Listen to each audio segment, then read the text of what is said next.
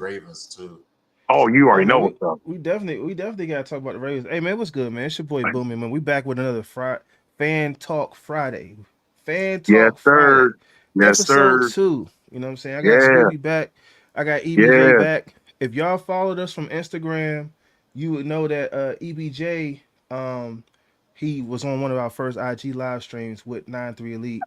Um, so yeah, man, we had to bring him in because Seahawks had a good year, man. You know what I'm saying? They We can't did. even fake on it. You know what I mean? Like Hey they man, beat shout out to us. They your. had I was just say shout out to y'all Seahawks defense, man. It looked crispy over a 1 year span, man. Sorry to interrupt, Reg. My back, man. nah, you good, bro.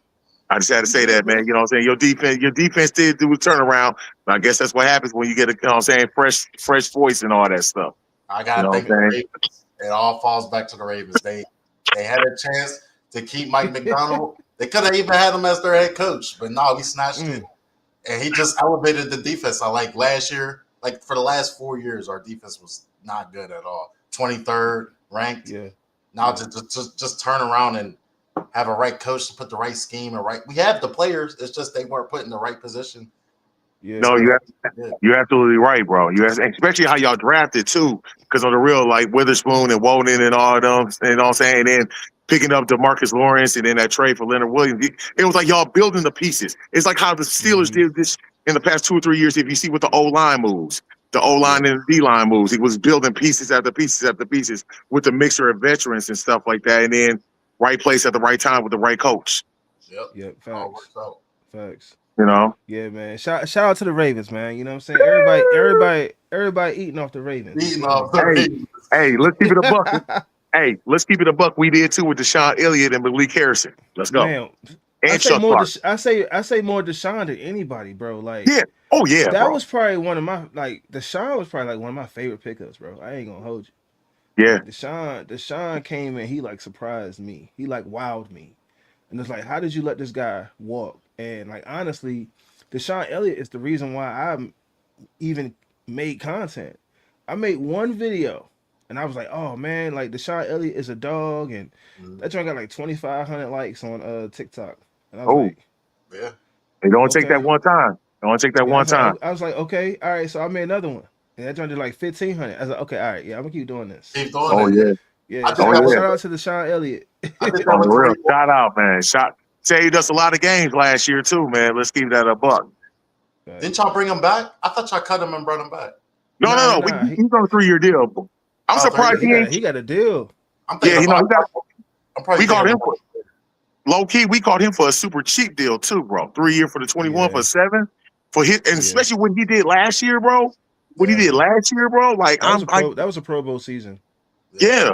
That I was a gotta Pro ask. Bowl I got a season. question. I got a question though. I watched that Ravens. Now, you got Aaron. He's a experienced vet in this league. And Mhm. your Yeah. offense was rolling. You didn't have DK. He was out. But I'm a pan it to the defense. Like, how are y'all feeling about the secondary? I feel like the biggest takeaway from my eye test was Jalen Ramsey.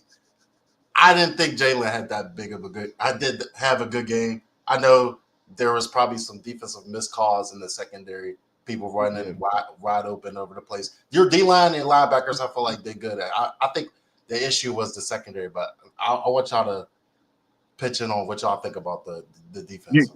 you want to go first, Reg, or you want me to go first? No, go ahead.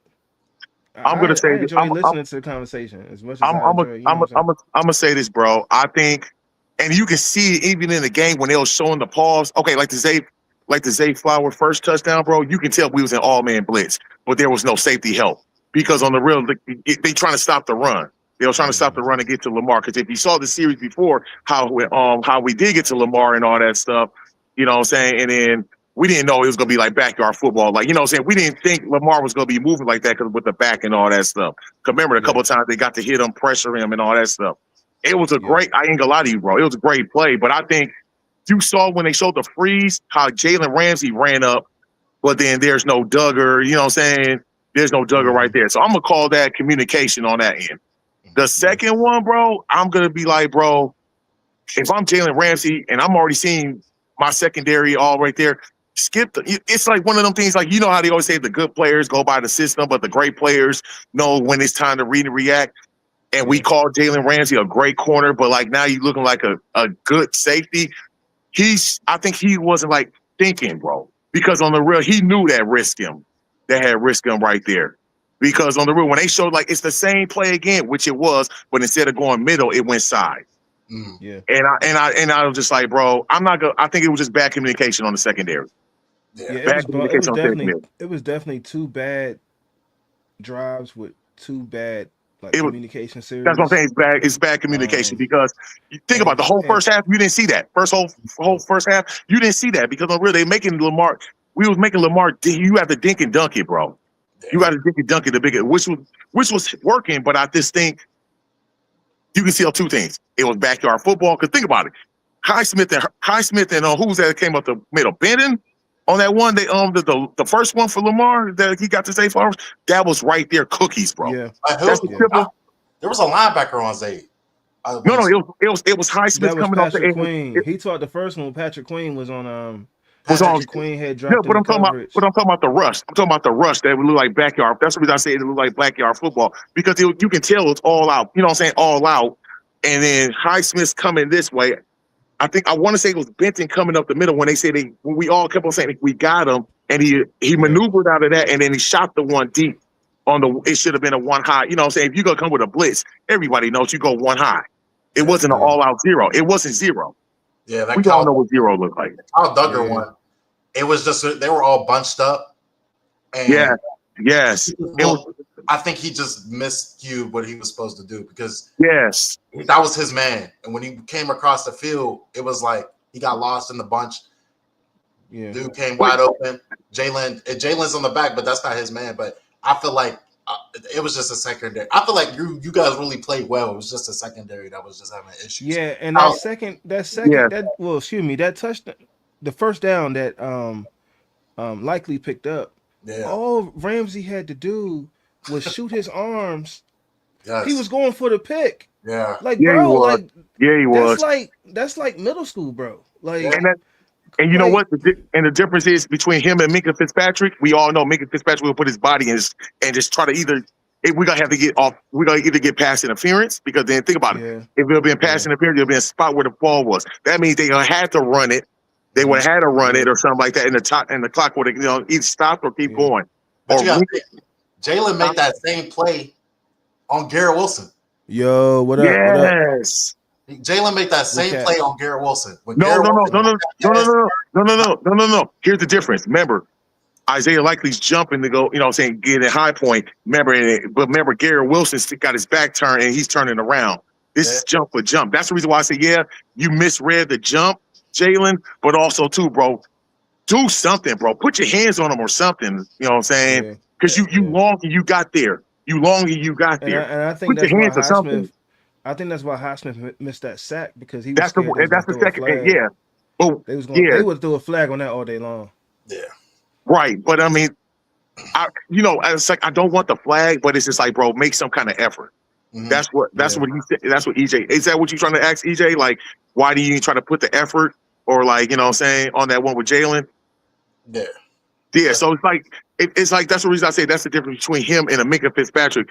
And I think that's the reason why I don't think it would have been a flag because they know right off the magnitude. Steelers, Ravens, end of the game. They don't want to replay of what happened with Cleveland. Now throwing a flag. Because everybody went crazy off that. Because everybody would have said right off the bat. No, am I right? Am I wrong? No. Everybody would have said no. Everybody would have said you gonna call a flag on that, but you didn't call the flag on Denzel Ward for the game. If the refs are so inconsistent, you never know. That is true. And but Chiefs built a dynasty on that. Yeah. But I mean, us as fans on both sides, they would have said, if you did throw the flag. Yeah. But these Ravens, man, I'm telling you, I don't agree. I was talking to bro a little bit. Yeah. Harbaugh firing, it's not Harbaugh. That's a terrible fire. That's terrible. You got each and every year, you got the Zay Flowers fumble. You got Lamar against the Chiefs not running when he has green grass in front of him. He's trying to prove himself as a passer. Win the game with your legs. Do what's best. Then you got Mark Andrews not catching it. Like they're put in positions to win the game. The play calls are there. It's the players got to show up. Harbaugh can't go out there and catch the ball. That's why the NFL is so they getting too used to firing these coaches, and it's not right. Like, Right, Yeah. right. Harbaugh, it's not. And I think I got told Reg too. See, nobody didn't see this stat, but they brought it up, and I even researched it too, bro. You know, John Harbaugh in the past 2 seasons has blew 10 double-digit leads for losses. And I did not know that, bro, until they talked about it on ESPN, and then I researched it too, and it was technically 12. And I said, God dang, bro. That's And I think, but then it's like what you said too. It's like with us, how people say with Tomlin, are you getting stale? You know, it's the message getting stale. But I'm looking like, well, bro, Harbaugh message be smelling like toasted strudels because they always in the playoffs. They're either in the division or the championship, so we can't get stale. It smells like toasted strudels. I just think the players is on BS over there, bro. I think they tried him like Mark. What's my man from the Warriors? Like Mark Jackson. Yes, You know I think they like, did that, bro. Because there's no way, bro. There's no way there's no way this man is getting y'all either to the championship or to the divisional every single year, bro. Every single year. Even when he had bum ass Flacco and nice fresh Lamar, you're always getting there, bro. And and your rankings in offense or defense is always top 10. It don't matter if it's first. With this. Like this is with the Josh Allen thing too. You don't have a Patrick Mahomes right now. This is why I see why they fired him. But you don't have a Patrick Mahomes this year to in the way. You don't have if this was your year to do it if you were going to do it.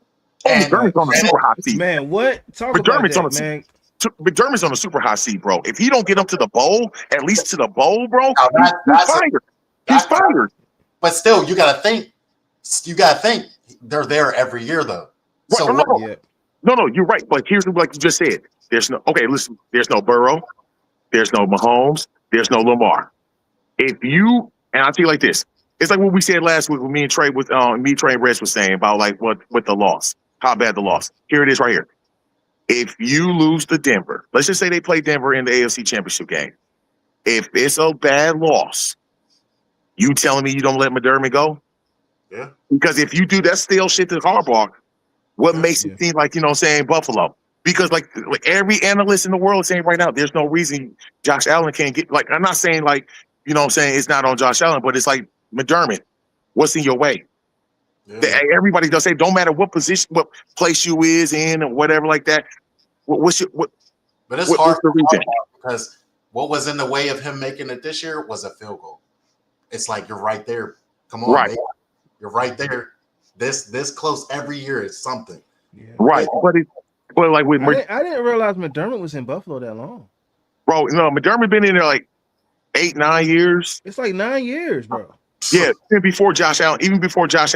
But that's the reason why we're saying, like, dude, there's no reason this year. Because remember, now Josh Allen only my question to you. Okay. I kind of sound like a Baltimore. Like a Baltimore dude. But, like these coaches are getting there. We're not even getting playoff wins. We're not even getting playoff wins. It's our culture, bro. It's our culture, because that's the reason why I tell. Look, because a lot of people like, but bro, they don't do nothing to Tomlin. I say, bro, I think it's just our culture, because yes, our culture is always winning Super Bowls, get into the bowls, don't matter. But it's just like stability too. It's just that stability, because it's a winning season. Like it's like you have a winning season, but what are you doing with it? So that change is like kind of hard. Like, is it? Do you move on from? Like, I had this discussion with a couple of friends. I'm like, do you let go TJ Watt? Not this year. I'm talking about when his value was high. Do you let go of that caliber of a player to get more pieces in? So that, let me guess, send him to Seattle. Hey, no, absolutely not. Absolutely not. No, really, you ain't got to finish the question. Bro, I'm sending him to Carolina. I'm sending him to Carolina or Arizona. He would go to the Titans. He would go to like a Titans but no, like we would send him to the NFC, bro. We had to send him to Arizona or Carolina.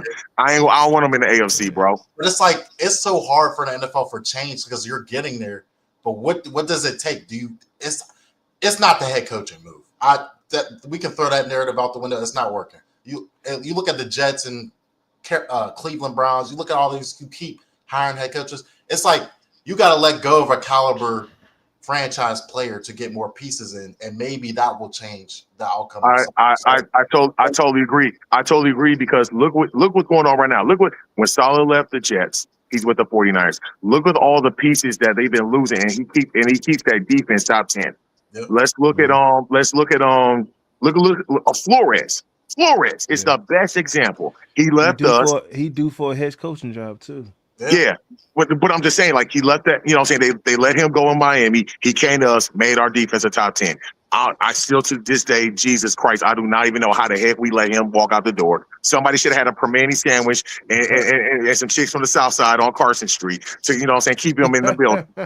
So my question, he's in Minnesota. My question is, when TJ's value was high and he was asking for all that money, right? When his value was high, it's like, how'd you guys feel about that? Did you want the Steelers to pay him his money, or I ain't gonna lie to you.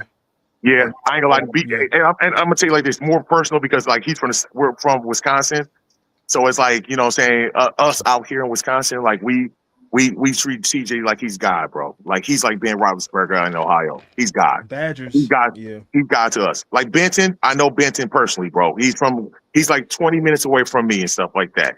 You know what I'm saying? Okay. Him and Herbie, they used to come out in the summertime. Like, I really wish I could open up this door right here and show you that ESPN footage when they show that lake out here, because I'm in Pewaukee. I can show you right out this door right here, bro. This lake that their house is like literally right on the other side of my job in the industrial park of Pewaukee. It's just hard, bro, because think about it. Okay, let's just really be honest. And I think Reg will agree with me. TJ Watt is like at that time was like the best thing to Joe Green.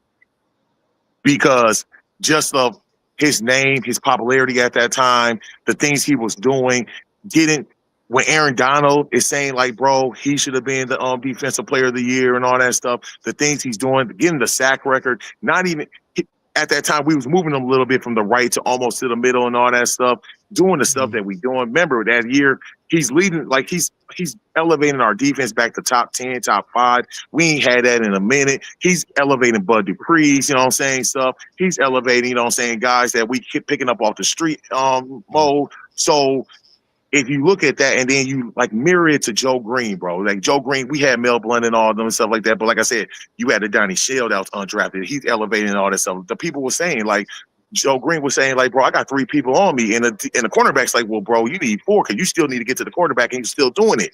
So it was like, bro, at that peak of the time of TJ doing that, bro, like we was like, bro, pay him whatever because he's getting sacks, he's getting tips, he's getting this, he's getting that. He was elevating the whole team, just like I was saying with a franchise player was elevate. That's what he was doing.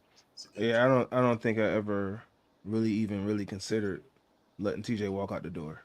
Yeah, and it's like honestly, I didn't care who we would get for him, to be honest with you, because it's TJ. But you look at the Minka one. I was surprised with the Minka one. I didn't want Minka to leave because I felt like Minka caught a stray because there was guys in the locker room that didn't like Minka because he kept it real, accountable. He kept it real. He held people accountable. And now you hear from this team, the biggest asset of this team that right now is accountability. Dude, Minka would have fit right in, man. It's just that's just the business, man. That's the sucky part of the business, man. Like Minka 1000% should have been on this team. Yeah. And you know, it just Okay, I see this. That play to Likey, that's the reason I just said. Minka to Jalen Ramsey, Minka's going to get that. It might have been a flag, but if they're going to say, we're going to put this away because it's Steelers Ravens. I just had to say that. I'm sorry. How y'all feel about this playoff game coming up? I think everybody's picking the Texans, but I'm telling you now.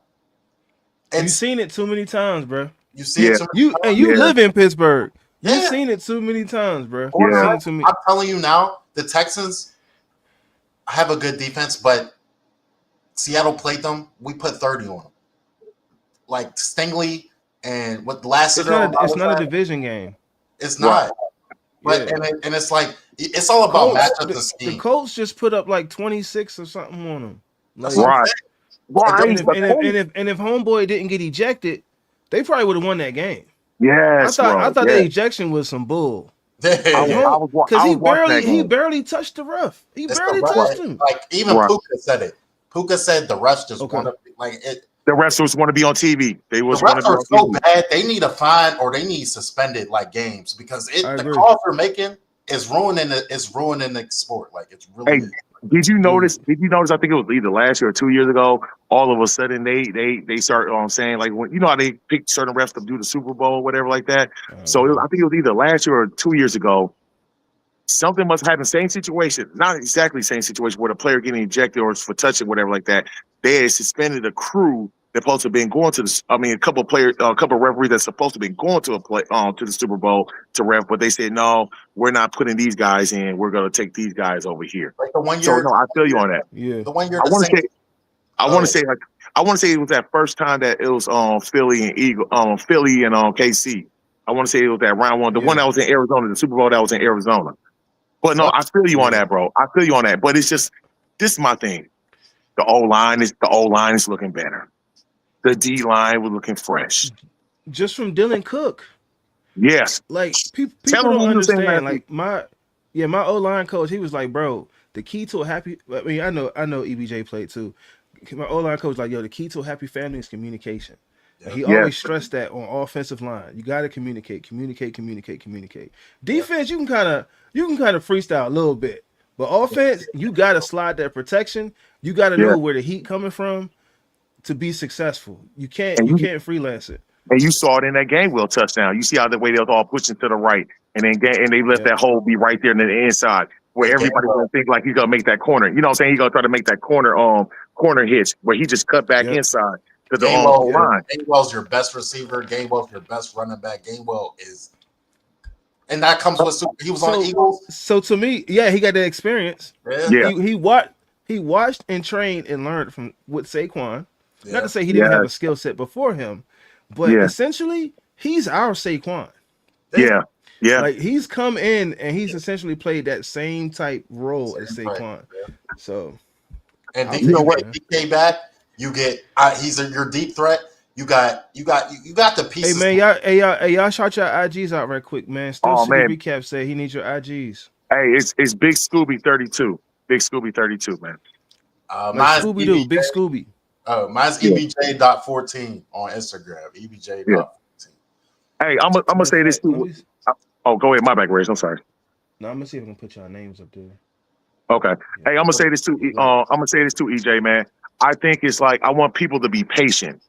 You know what I'm saying? Like when we play this game, because a lot of people wasn't patient. You know what I'm saying? That Ravens game, everybody wanted to spark. Yeah. Just like that, everybody knows when we play the Ravens, it's going to be a 15-round fight. So you got to be patient. You got to fill it out. And that's the reason why I feel super confident with Rodgers, because in past years, you know what I'm saying, past years, it was always just like, you know what I'm saying, we trying to rush. And then next, you know, here come an interception or a sack or something like that. You know what I'm saying? Be patient with it, man. Like, you know what I'm saying? Remember, we got the advantage. This is a team that's 0-9, you know what I'm saying, on the road, you know what I'm saying? This is a team that's like 0-6 in cold weather and all that stuff. They never played outside the dome. Just be patient, man. We're gonna get what we need to be getting, because on the real, we know we got the upper advantage, and we got the skilled players that already played in the cold weather and did all this stuff. These guys, Will Anderson. What's this Will Anderson? Maybe first or second time he ever played outside the dome, you know what I'm saying, in a cold weather game. You know what I'm saying? I think most of their their defense, other than maybe Daniil Hunter, because he came from the NFC North, so he played Green Bay and Chicago and all. You know what I'm saying? And I think it's like two other people out of that whole thing, you know what I'm saying, that played in cold weather. But this team is still young, too. You know what I'm saying? So they ain't never been in this kind of situation either, where our guys have been, you know what I'm saying? And I'm thankful, you know what I'm saying, us making that playoffs last year. So, you know what I'm saying? They know how to take. Real quick.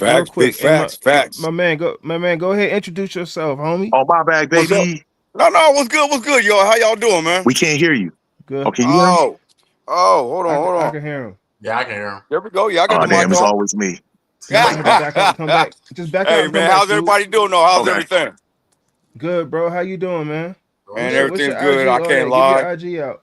Yeah, absolutely. _ hustle on 110. That's HUSTLE on number 110. Hustle on 110. Matter of fact, still booming. You had hit me up a little while ago. You see my trophy I had. Remember that? Nah, I got you. I'm not you. I'm saying for everyone else. Yeah, for sure. Yeah. Hey, but you know what? Real talk. Honestly, I do feel different about this game, and the reason why I feel good about it is because what's gonna happen is Yeah, what's going to happen is I feel like we have the offense that is designed to. We're going to capitalize on those DNs that are going to be coming in. They're going to come in hot. But I'm telling you right now, the way I see it is, they gonna come inside. We're gonna slip Gainwell. We're gonna slip Jalen Warren on the outside. We're gonna drop these little. We've been dinking and dunking, right? We've been swinging them outside. So we're gonna count them with that. And at the same time, what that's gonna do is that's gonna what? That's gonna bring the linebackers into that line. We're gonna hold them up. And now you got the quick slants that we've been starving to get. You know what I mean? So I feel really good about this game right here for real. I feel like we're gonna get good pressure up the middle on defense. I feel that, we do a man-to-man defense. I feel like it's going to be good for us because we're trying to do a man-to-man, and we can, be successful at that. But at the same time, it's going to take time. It's not going to be a fast game. We're going to get some first downs. We're going to go ahead and bleed them out, and we're going to have our way with them. We're going to be all right. I can't even hold you, man. Nico Collins, man. He a dog. He a dog. Yeah. He a dog. Yeah. But some, hey, but look here, hey, don't forget. Sometimes one of the first you gotta do is what? You gotta punch them in the mouth and let them feel what it's talking about. Then they find out what it really is. That AFC North, bro. I tell people all the time. Pretty much any team, you can take any team from the AFC North, put them in another division. More than likely, they're gonna make the playoffs. Period. They're gonna be monsters. Yeah, they're gonna be monsters. Yeah. I don't know about NFC West. I don't know. Yeah. I'm saying NFC West. NFC right West is there, close to the AFC North. You know what I'm saying? I know. But he's saying in general, you can put them. You can put them in NFC East. You can put them in the NFC South. You can put them in the AFC South. You can put them in the NFC North is with the Lions and with Green Bay. That's tough too. I would say NFC North and AFC North and NFC West are the two best divisions of football. I agree with that. And it used to be NFC. We did okay in the AFC North. We did okay in the NFC North this year. We did all right. You know what I'm saying? We could have done better, but now at the same time, for us to be able to go into Ford Field and come out with a W, come on, man. Yeah. Come on. Yeah, that was tough. Yeah, man. That was tough, man. But all in all, man, just want to tell y'all, man, look here. Hey, let's keep this train rolling. I'll be out there, you know what I'm saying? I'm coming out for the draft. I'm gonna come and see y'all. Nice. Man, it's dubs only, baby. Nice. Yes, sir. All good, man. Energy, Hey, man. I like the energy. You about to get off? Man, I gotta go to work, man. You know what I'm saying? Gotta take care of them bills, man. It's that California we all sunshine. do, bro. We all do. That's why I'm getting off work. I'm just getting off work on the real. I feel you, bro. I feel you. I feel it. Hey, much respect, much love to y'all, man. Y'all be good out there. Oh, man, we will too, man. Thanks for stopping by, bro. Absolutely, bet that. All right. Man, is that a Celtics hat? Yeah, I ain't gonna lie to you. I'm a Bucks and a Celtics fan, bro. I ain't gonna lie to you. I'm a Bucks and a Celtics fan. I was here when they were here. Oh man. But now I think DK is gonna go off for y'all. DK gives you at least one good playoff game. I think so too. That's the reason why I said right from the jump. It's gonna be like it's gonna be slow motion too. You know what I'm saying? But just like I'm telling people, be patient. I think we can treat it like the Ravens game, bro. Just come out here. Let's just Let's just let's keep the motion. You know what I'm saying? We dictate the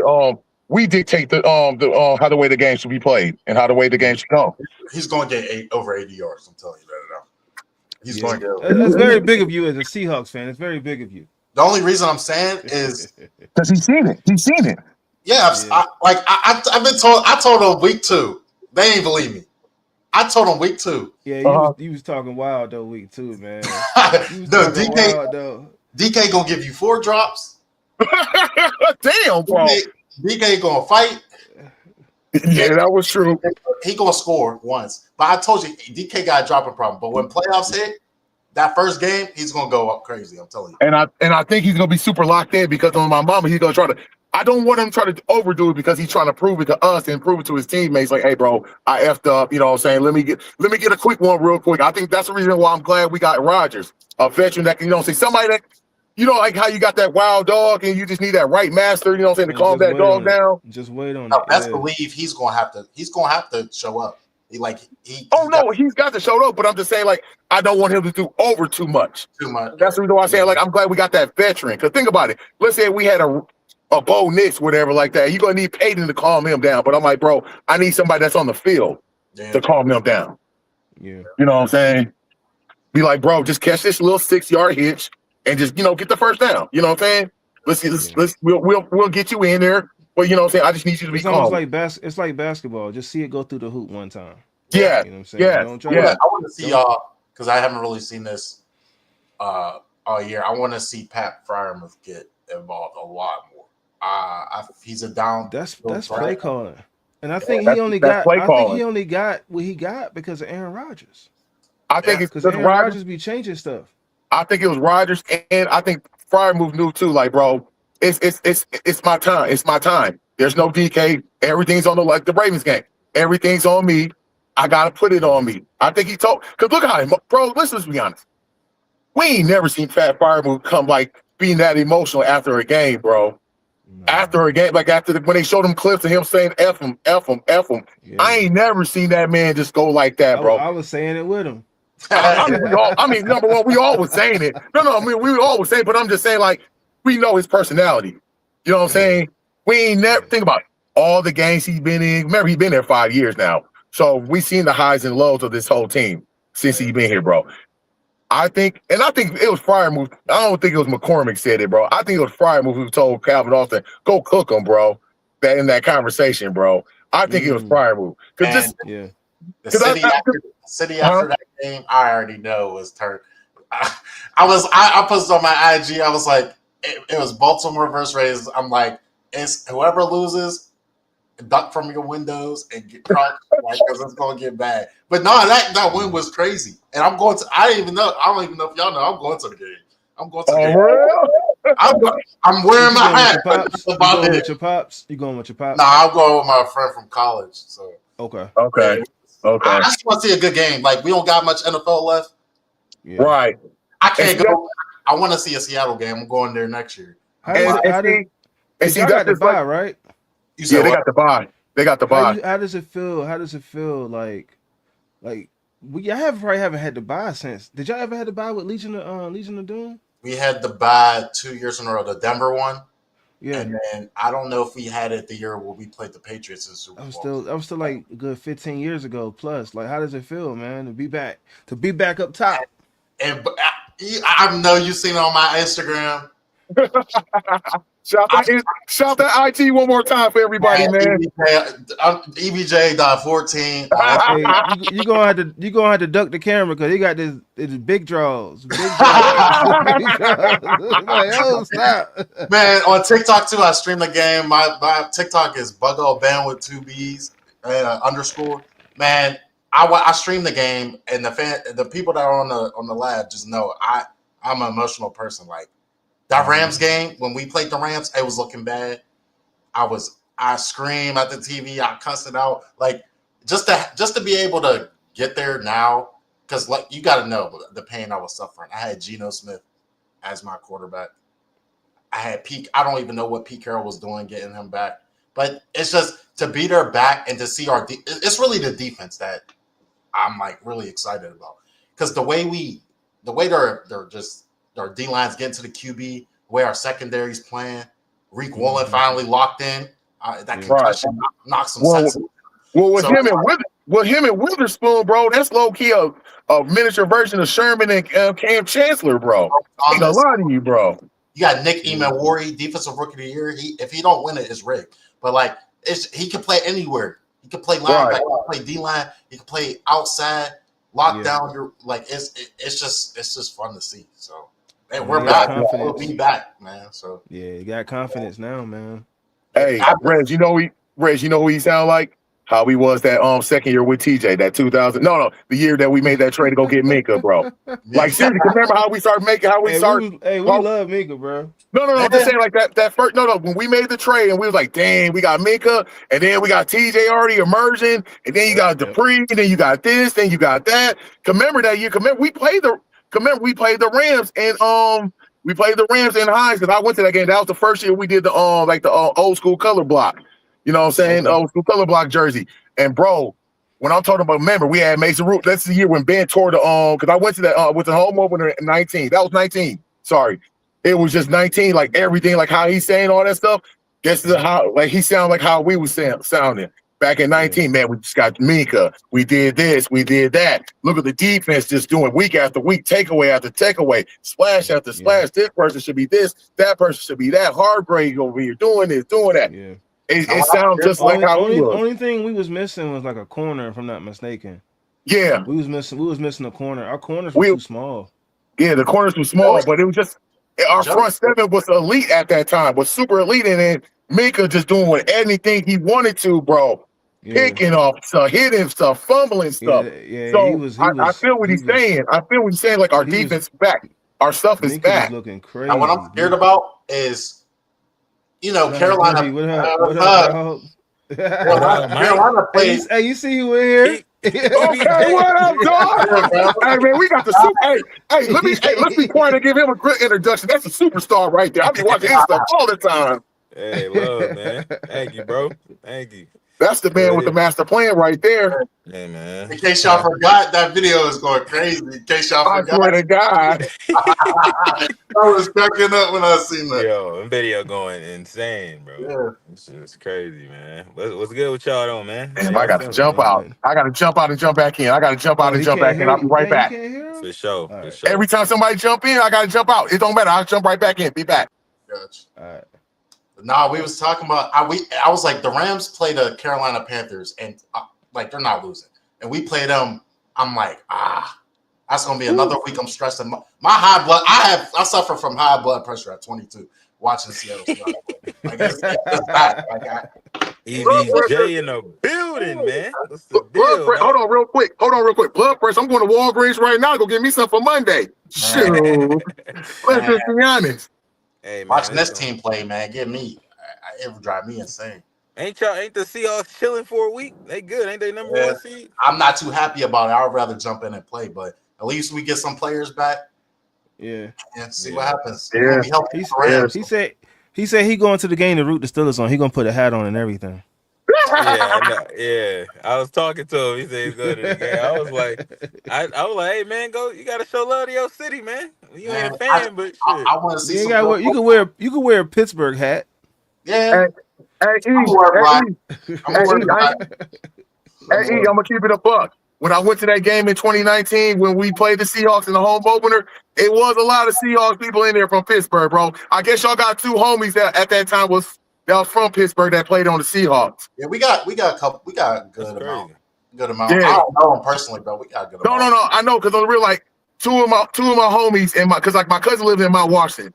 And I forgot who at that time. I think he's still on the team. I think he's like a backup. He plays special teams like a linebacker. He went to McNeesport or something like that because he was in the same grade as my cousin that went to that's from Mount Washington. Because I was like, dang, bro, it's like about like 40, 50 people I knew that was from Pittsburgh that had Seahawks stuff on. They said, man, we just rooting on our homie number 50 something like that, bro. I'm like, hey, man, that's respect right there, man. That's respect. You know what I'm saying? It was like his whole class, like, you know what I'm saying, was in section 139 and all that stuff. I said, hey man, that's respect right there, bro. They were down at the bottom. Yeah, they were down there because like I said, my cousin works for the team, so the employee seats, half the employee seats is in section 144, right off the tunnel, and then the other side by 114, 115. They all over there on 139. You know what I'm saying? When my cousin all came to the game, they all had Seahawks stuff on. I looked at them like, bro, y'all flip-flopping? They said, no, bro. Everybody was pointing like our homie right there, our homie. Even McNeese and all that stuff, bro. He made it. So I like, bro, you know what? That's respect. I can respect it. You from Pittsburgh? Huh? You from Pittsburgh? No, I got on my dad's side, all my family lives in Mount Washington. You know, we used to live on West. We used to live up in like off of McKnight Road and all that stuff, and some of them live in Mount Washington. I don't even all them streets you naming. No. Okay, I feel like this. You know Mount Washington. So when you see the incline, at there's an elementary school about 2 blocks up. My cousin stays there. So that's my Washington and all that stuff. So when you see the incline, I've never been to Pittsburgh. I know. I read the thing. I'm just trying to describe it. Like when you see people pictures, when they always showing like you know what I'm saying, the incline. I was gonna say when the rookies take a tour of Pittsburgh, they always take a picture at the overlook. That's Mount Washington. Yeah, that's Mount Washington. And the overlook just overlooks the city. Yeah. So I gotta ask EJ how you feel about this game coming up. Or how you feel how you feel about the Texans, man? I'm gonna hop off and I'm gonna come back in a minute, but I'm gonna answer that question before I hop off. Okay. I think we gonna beat the Texans, and I'm not really nervous about this game. I don't know why. I don't got like the way I felt about the Ravens compared to the game. Ravens, right? Yeah, like I felt way more nervous about that game because I'm like, I know they can shift that. You know, I don't know. I just be feeling like it be scorekeepers in the back, man. They be doing bullshit, There. bro. So I felt like they gonna play their own little part with that. But I feel like with this game, it should be neutral. You know what I mean? The NFL got their own ways on how they do shit, but I feel like this should be a neutral game to where they just gonna let these guys play and do their thing.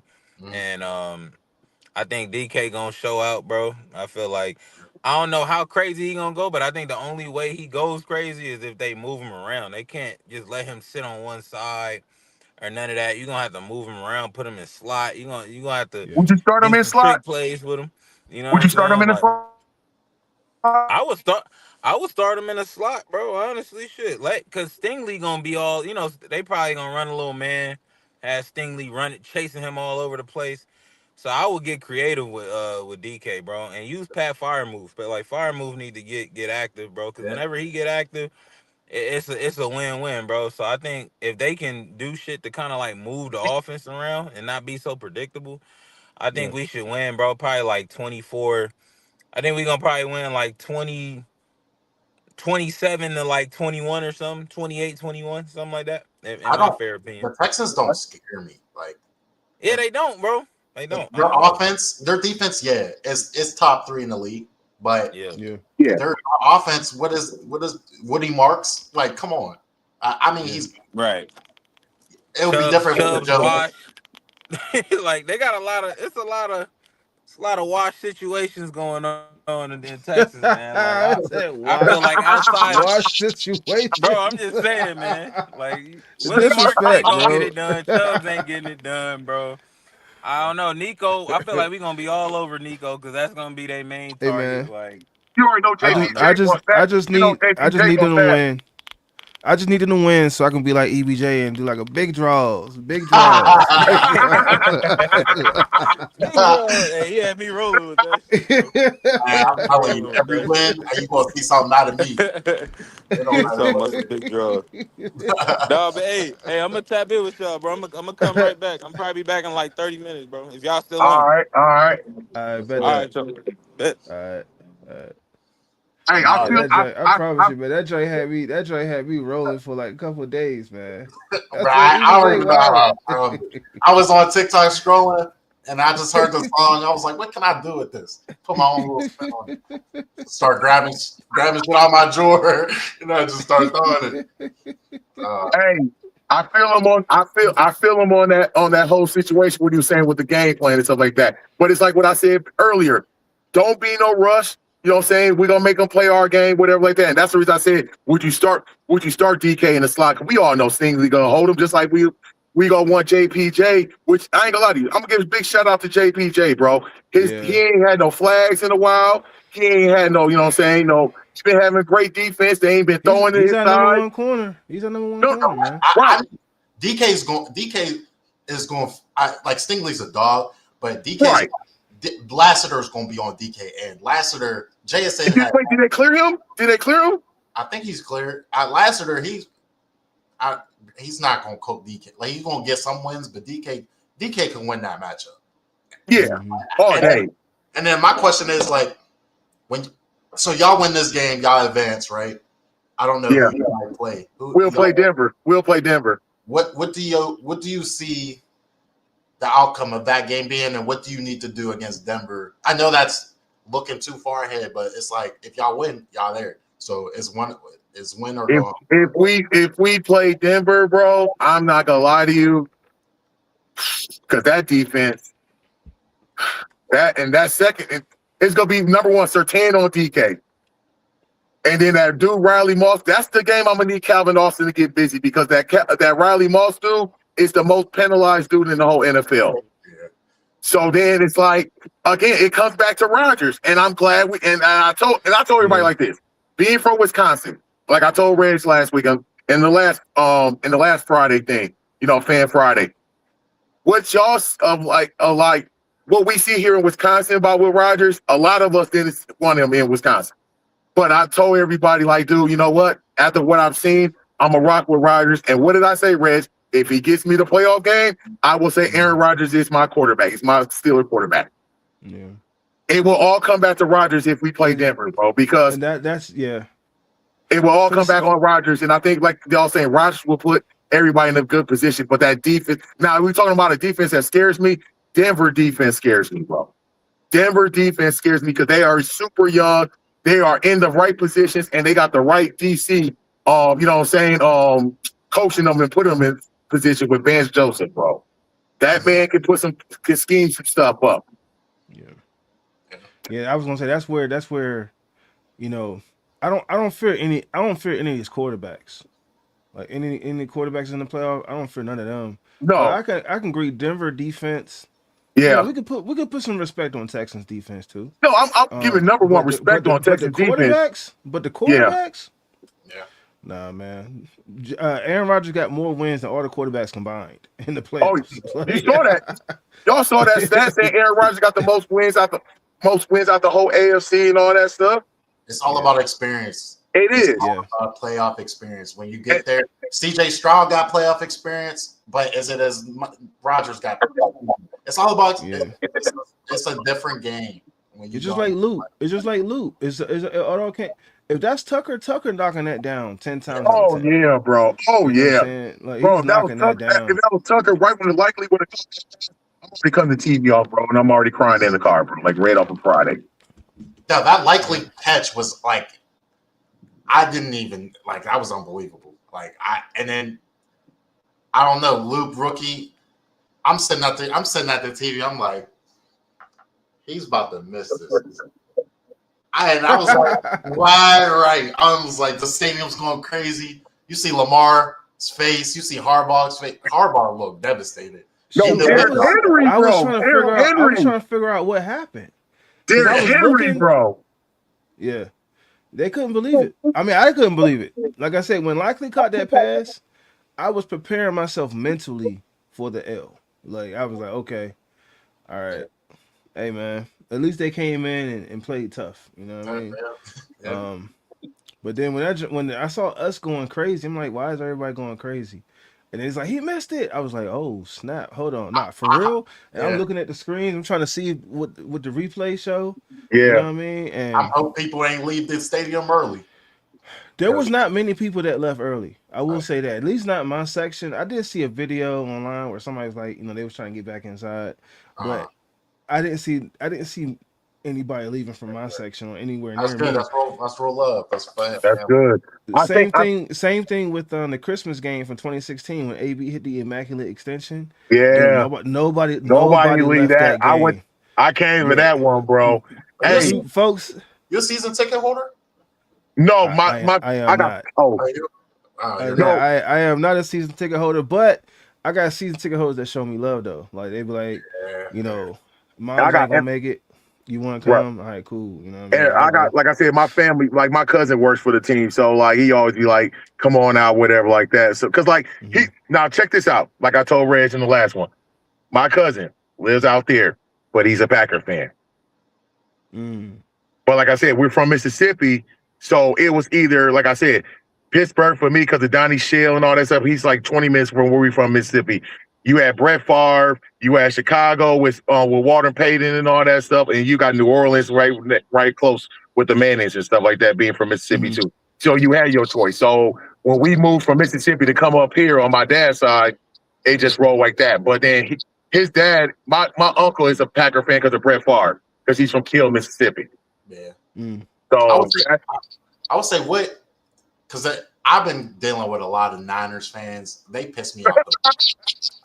Rams fans piss me off. Like my friend is Aaron Donald's nephew. So okay, yep. Oh, wow. Say no more. Go at it. You probably saw my story. Yeah, we was going at it. But what fan like? Which fans? Is it the Ravens fans, the Bengals fans, the Browns? Throw them out the window. They're equivalent to our Ravens. The Ravens. Because to your point, right? Like you say 49ers. How many years did you go to the NFC Championship lose? And you know what I'm saying? Like how many opportunities? And we just gotta sit here and watch you continue to lose each year? Nah, bro. Ravens have had a good 5-6 years to get it done. Yeah. You know what I'm saying? And they mad about this 1 year. Same with 49ers. They've Like, been in the it's Super like, Bowl. So it's like, come on, man. we don't want to Come see. on, man. And the reason why Seattle needs this Super Bowl this year, like I feel so, like I gotta get up on my feet. And, like I'm telling you, like the reason we need this Super Bowl is we're in 49ers territory. We're in their home Oh stadium. yeah. You We in their go in there, backyard. That'd be You in their crazy. backyard. I'm telling you. Oh, you know what That'd I'm be going to crazy. do? Do you know what I'm going to do? I'm going to Big tweak out. draws. I'm telling Big you. draws. Big I'm draws. man. It's going to get hectic. I'm telling you. We went in there. That's That like y'all would be going to fine. Baltimore. Imagine having a Super Bowl in Baltimore. Yeah. Nobody Oh, want that, though. bro! If they ever said the Super Bowl is in Baltimore, do you not know Man, we everybody? ain't gonna have no Super Bowl in no Baltimore. No. Just listen. Just listen. If they ever, just listen. If they ever had put that, okay. Here's the dumb thing. I'm gonna say it like this. It'd be just like the same way how they building that new stadium in Cleveland. How they building that new stadium in Cleveland. If they put that Super Bowl in Cleveland, you best believe everybody gonna be on Omar Khan like, bro, go do what you got to do. Get the best and the best up in Pittsburgh right now. We need to have that. You know, every team in the AFC North will be trying to pull some kind of backyard move to the GM to tell me you need to go get this guy, that guy, this guy, because we need to be in here to just to shit on to get a Super Bowl in your rival. I think about logistics and stuff too. Like I feel like it's not Yeah, getting a Super Bowl in your town is not just about just getting it there. It's about like having an experience for NFL fan. Like there'll be a Super Bowl in DC before there'll be a Super Bowl in Baltimore. Because DC about to build that new stadium in the city. Yeah. Pittsburgh's Pittsburgh, and we're getting the draft. I'm going to that like that's big. I'm coming that Saturday. I gotta come that Saturday for the draft. I wanted to come Friday, but you want to hear something funny, y'all? Y'all want to hear something funny? This dead honest. So you know the draft. I already had myself pre-booked since the Super Bowl last year. You know what I'm saying, for the draft when they put out the dates and the international games. Also, tell me why I'm in Ireland, you know what I'm saying, for the Viking Steelers game in Ireland. Tell me why the hotel that I was supposed to be staying at said we got to cancel your days. Man, for what? I said, why they say that? You know why? Because remember, I got my stuff for so cheap. You know what I'm saying? I pre-booked it so cheap. Okay. So they knew they was gonna be missing dough off my room. I can't do that. They don't do that. Because I ain't put nothing down. Remember, I did it through hotels.com. So you know, you just do that reserve and pay later. So it was basically in a nutshell, if you already put money, the dude kept it a buck with me. He said, bro, I don't want to do this, but since you didn't put no money down or already pay for this room, I gotta kick you off. He said, he said, and then dude even said, what's your number? So I gave him my number. And he FaceTimed me and showed me the list of people he's calling while I'm in Ireland, bro. At first, I thought it was the hotel there I'm in Ireland. I got nervous, and I'm thinking ready to run back to my hotel. Like, bro, please don't throw my stuff out in the front door. My stuff is already paid for. Yeah. But it was the people. But they told me that. So like this, but he told me go to the other, it was like a Days Inn, whatever like that. They got a shuttle because they do shuttles and all this. It's in North Shore, and they gave me for the 1 day, whatever like that, the same price for like $250 for the day, whatever like that. I'm like, that's a bet. I'm like, I don't need to be in Pittsburgh for no 2 or 3 days for the draft. I say I'm only good for 1 day, man. I'm only good for 1 day. I'm renovating downtown here. Like, there's going to be a lot more opportunity for football. And I knew that too. I don't know what the stadium's going to look like. I heard talks about maybe they were going to, renovate it, but who knows? I'm thinking they're gonna do what they did for Green Bay, because when I went to the draft in Green Bay this past year, they did it half and half. Sitting in the stadium. Yeah, you can sit in the stadium for the second for the Friday and all that stuff. But Thursday, everything was all out. You know what I'm saying? Everything was all outdoor. Thursday night, everything was all outdoor. Y'all gonna be in the stadium or outside the stadium? Well, remember, I'm coming on the last day, so everything's gonna be daytime, so I'll be outside. I don't know either. I don't even know. I feel like all the activities was gonna be outside the stadium. It's all gonna be outside because when we went up to Green Bay, like all the activities was so outside. And remember, Green Bay's Lambeau's in the middle of a neighborhood, like literally in the middle of the neighborhood. So if you took than Buffalo, more so than Buffalo? Yeah, way more so than Buffalo, bro. Like, I'm talking about, like, say, like, McFadden, Tequila Cowboy, all that stuff was houses, and then you got Heinz Field right there. That is a mirror image of Green Bay. That is a mirror image of Lambeau. Okay. Like I tell people when people came up here 4 years ago for that Packers Steelers game, I told people like, dude, the mini like okay, like how we got the bridge and then we go down the bridge is a bridge. It's not like no tunnel, but it's a bridge like that going into Green Bay, going like from Appleton, Wisconsin to Green Bay, Wisconsin. The minute you get down the bridge and you know how you see the buildings and you downtown, no, bro, you're going straight into a neighborhood.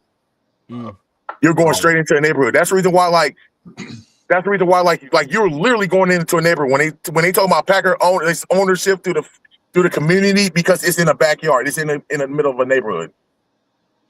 It's like literally in the middle of a neighborhood, bro. I asked that because I went to Buffalo for that playoff game of the January.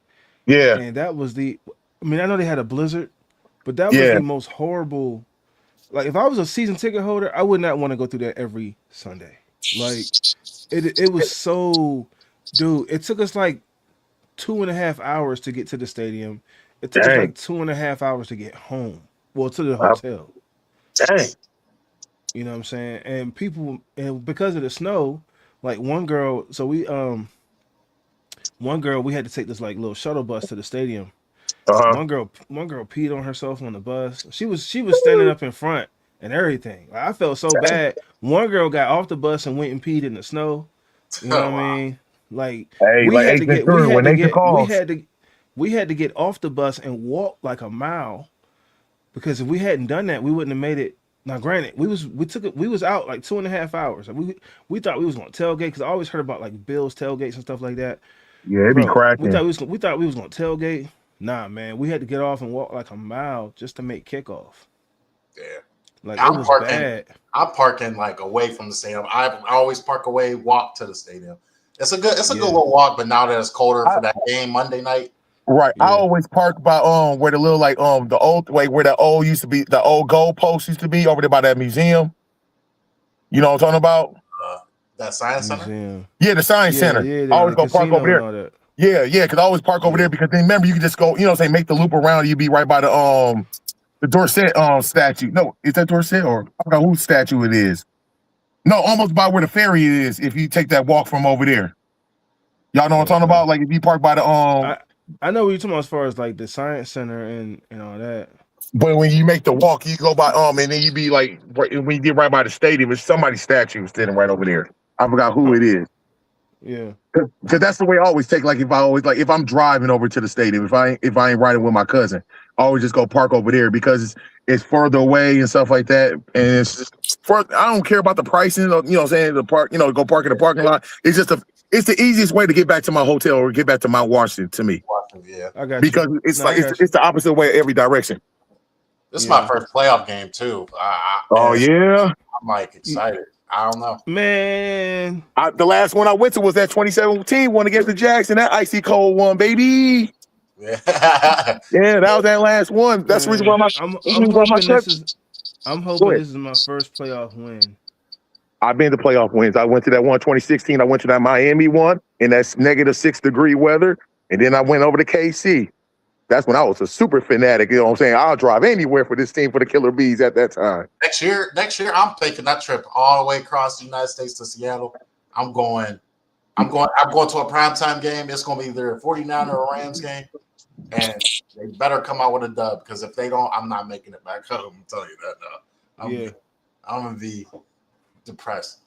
This is the first playoff game. I just want to see a good game, see good atmosphere, all that. Yeah, bro. I think it will be. I'm hoping they can do something, bro. I'm hoping they can do something, man.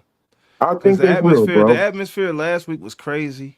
Yeah. It felt like a playoff. It felt like a playoff, atmosphere. And so I just hope they can just capitalize off that. Yeah. I know if y'all y'all are gonna beat the Texans. I can feel it. I just I don't want nobody. I don't feel like I felt. What do you mean? I don't feel like I felt with the Ravens, bro. Like that, and it's almost like what you were saying with the Rams. If y'all got to see the Rams or the 40, you know what I'm saying? Like it's like, bro, that's like another division game. It's that butterfly feeling. Like you get it. It's not even fair. It's not even fair, bro. Like It's not. Yeah, You know what I mean? I think the reason why a lot of people's like that because it's just like, bro, think about it. We in past years we always had a backdoor our way in. We always needed like 4 other teams to lose or win for us just even Not this year. No, Not I this know, year. and I know. But I'm just saying. I'm just saying. Oh, okay, It feels my good. bad. It But it's feels just in good. past. Yeah. Think about in past years, and then look what this. Remember, we was, you know, what I'm saying we band-aiding positions with other players off the streets. Now we got a core. Remember, let's really be honest. Let's look at the injury report. When the last time going into the playoffs that we have been I was just about to say. I was about to say I'm gonna knock on wood because I was Yeah, about let to me say the knock on wood over same. here too, I was bro. about to say the same thing, bro. Let me knock on wood Like, over here too, dude, bro. that joint so clean. Yeah, bro. That joint crispy, bro. I'm like, Yo, like all down we teams really rep. healthy. Right. See what I'm saying? Yeah, bro. It's like something we ain't seen in about what? Maybe about 10, 15 years? 10 to 15 We years? wasn't even healthy with the killer bees. That's what I'm saying. 10, 15 years? It was always Le'Veon. You know Or what I'm saying? And then AB with the AB. concussion, and then Ben with the remember Ben with the knee at that time. Remember when we won the division, then we went into play Miami. Then he got a little dinged up going into KC. But it was just a fact of the matter. The injury report is clean, especially on the defensive end. On the defensive end, I did have a question too. Does Aaron got a problem with Jonnu Smith? What up? You say what Wait, now? what was that question? Does Aaron have an issue with Jonnu Smith? I feel like every time I see something, he cussing him out. Like I don't know if it's a Fugazi thing because remember he motioned and then he was like, "What are you doing?" I think he was trying to see what the defense was going to do. He was like, "What the f are you doing?" Hey, the boy Rogers Rim. That was perfect. His video of him doing it. No, bro. I think this, bro. This is me. It's like anytime there's a run play and he's there, here comes a flag for holding on him. And I'll be just like, bro, please run the opposite way. And then it's like when he do throw it to Jonnu, either Jonnu misses the ball, or if he gets it, for you being an athletic tight end, you can't shed off a 5'9", 165-pound cornerback, bro. And it's like you just letting him. And I'm just, and it makes it, it makes you frustrated, like, bro. I got love for Jonnu. But I ain't gonna lie, like Miami did kind of just like slip him in that trade. It's like, hey, you know what I'm saying? And for your troubles, you know what I'm saying? We take Jonnu too. Like, but when you saw him with Miami, he wasn't doing none of this stuff. When he was with Miami, that's what we talked about earlier with the coordinators, like with the coaches, like I don't think we had that part of the conversation yet, as far as like who we would want, or if we did. I've had that conversation a couple times, but. It's like that's why coaching is so important because like some coaches know how to get guys in the right spot, their best. You know what I mean? And then you got this other coach. I'm like, yeah, he's okay, but like Pat Fryermuth, bro. If he goes somewhere else, he's flirting with all pro stuff. Like I ain't saying for he is gonna be all pro if he goes somewhere else. Yeah. If he gets like Red said, if he gets the right coordinator in the right system. Yeah. Okay, I feel like this. I think he'll be all pro if he was with San Fran with Kyle Shanahan. Is there a big difference between him and Jesse James? Ooh, that's a good question. No, that's a Jesse James. I think Jesse James was a better blocker. Yeah. I think Jesse James was a better blocker. Yeah. Jesse James was I do think Pat is more athletic. He has better hands. But I think Jesse was a better blocker. Jesse was a better blocker, and he was a better person. You can throw him down the middle. Yeah. Because Jesse James, like third down, 3rd and 6, whatever like that, he was just like Heath. That's the reason why, like, he was like the mirror image of Heath because you can throw him in the middle and he'll catch it. He'll catch it and take the hit. I think he's a far better route runner, catcher. Oh, absolutely. Oh, yeah. Absolutely. Yeah. As far as receiver goes, Pat all day. But run blocking and all that, Jesse. I feel like your running backs, like James Conner, for example. Mm-hmm. James Conner was decent with you guys, but what he's doing at Arizona. Huh? I was gonna say, you got a minute? Yeah. Hey, y'all, I'm gonna be right back. Okay. But yeah, I was saying like James Conner when he went to Arizona, like you see what he's doing there. He's injury prone, but like he's a 1,000-yard rusher each season. I was surprised. I'm not surprised, bro. I was like, bro, where is this James Conner coming from? Like, and why didn't we get this production from him? You know what I mean? Like, and then like when I'm in a Steeler house, so I obviously tuned in at 1:00 every time y'all play. But I was like Emmanuel Sanders when he left y'all. He went to the 49ers Super Bowl. AB, I mean, eventually got to the Super Bowl, but you know how that went. Who else? But Emmanuel Sanders, I tell people we could have been split down the middle with AB or Emmanuel Sanders. Yeah. They was 1A and 1B. You know what I mean? Like Mike Wallace was insane deep threat. Yeah. He just wanted money.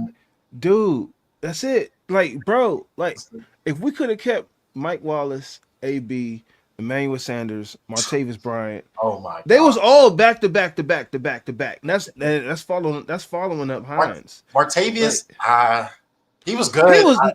He just couldn't stop smoking weed, bro. Yeah. He just couldn't. I remember that catch in the end zone. He just couldn't stop smoking weed. That was it. Yeah. That was the only thing that stopped Martavis. The only thing that stopped Martavis Bryant was Martavis Bryant. And LeGarrette Blount. He went crazy on the Patriots. LeGarrette Blount. It was Eagles. He went crazy on Eagles.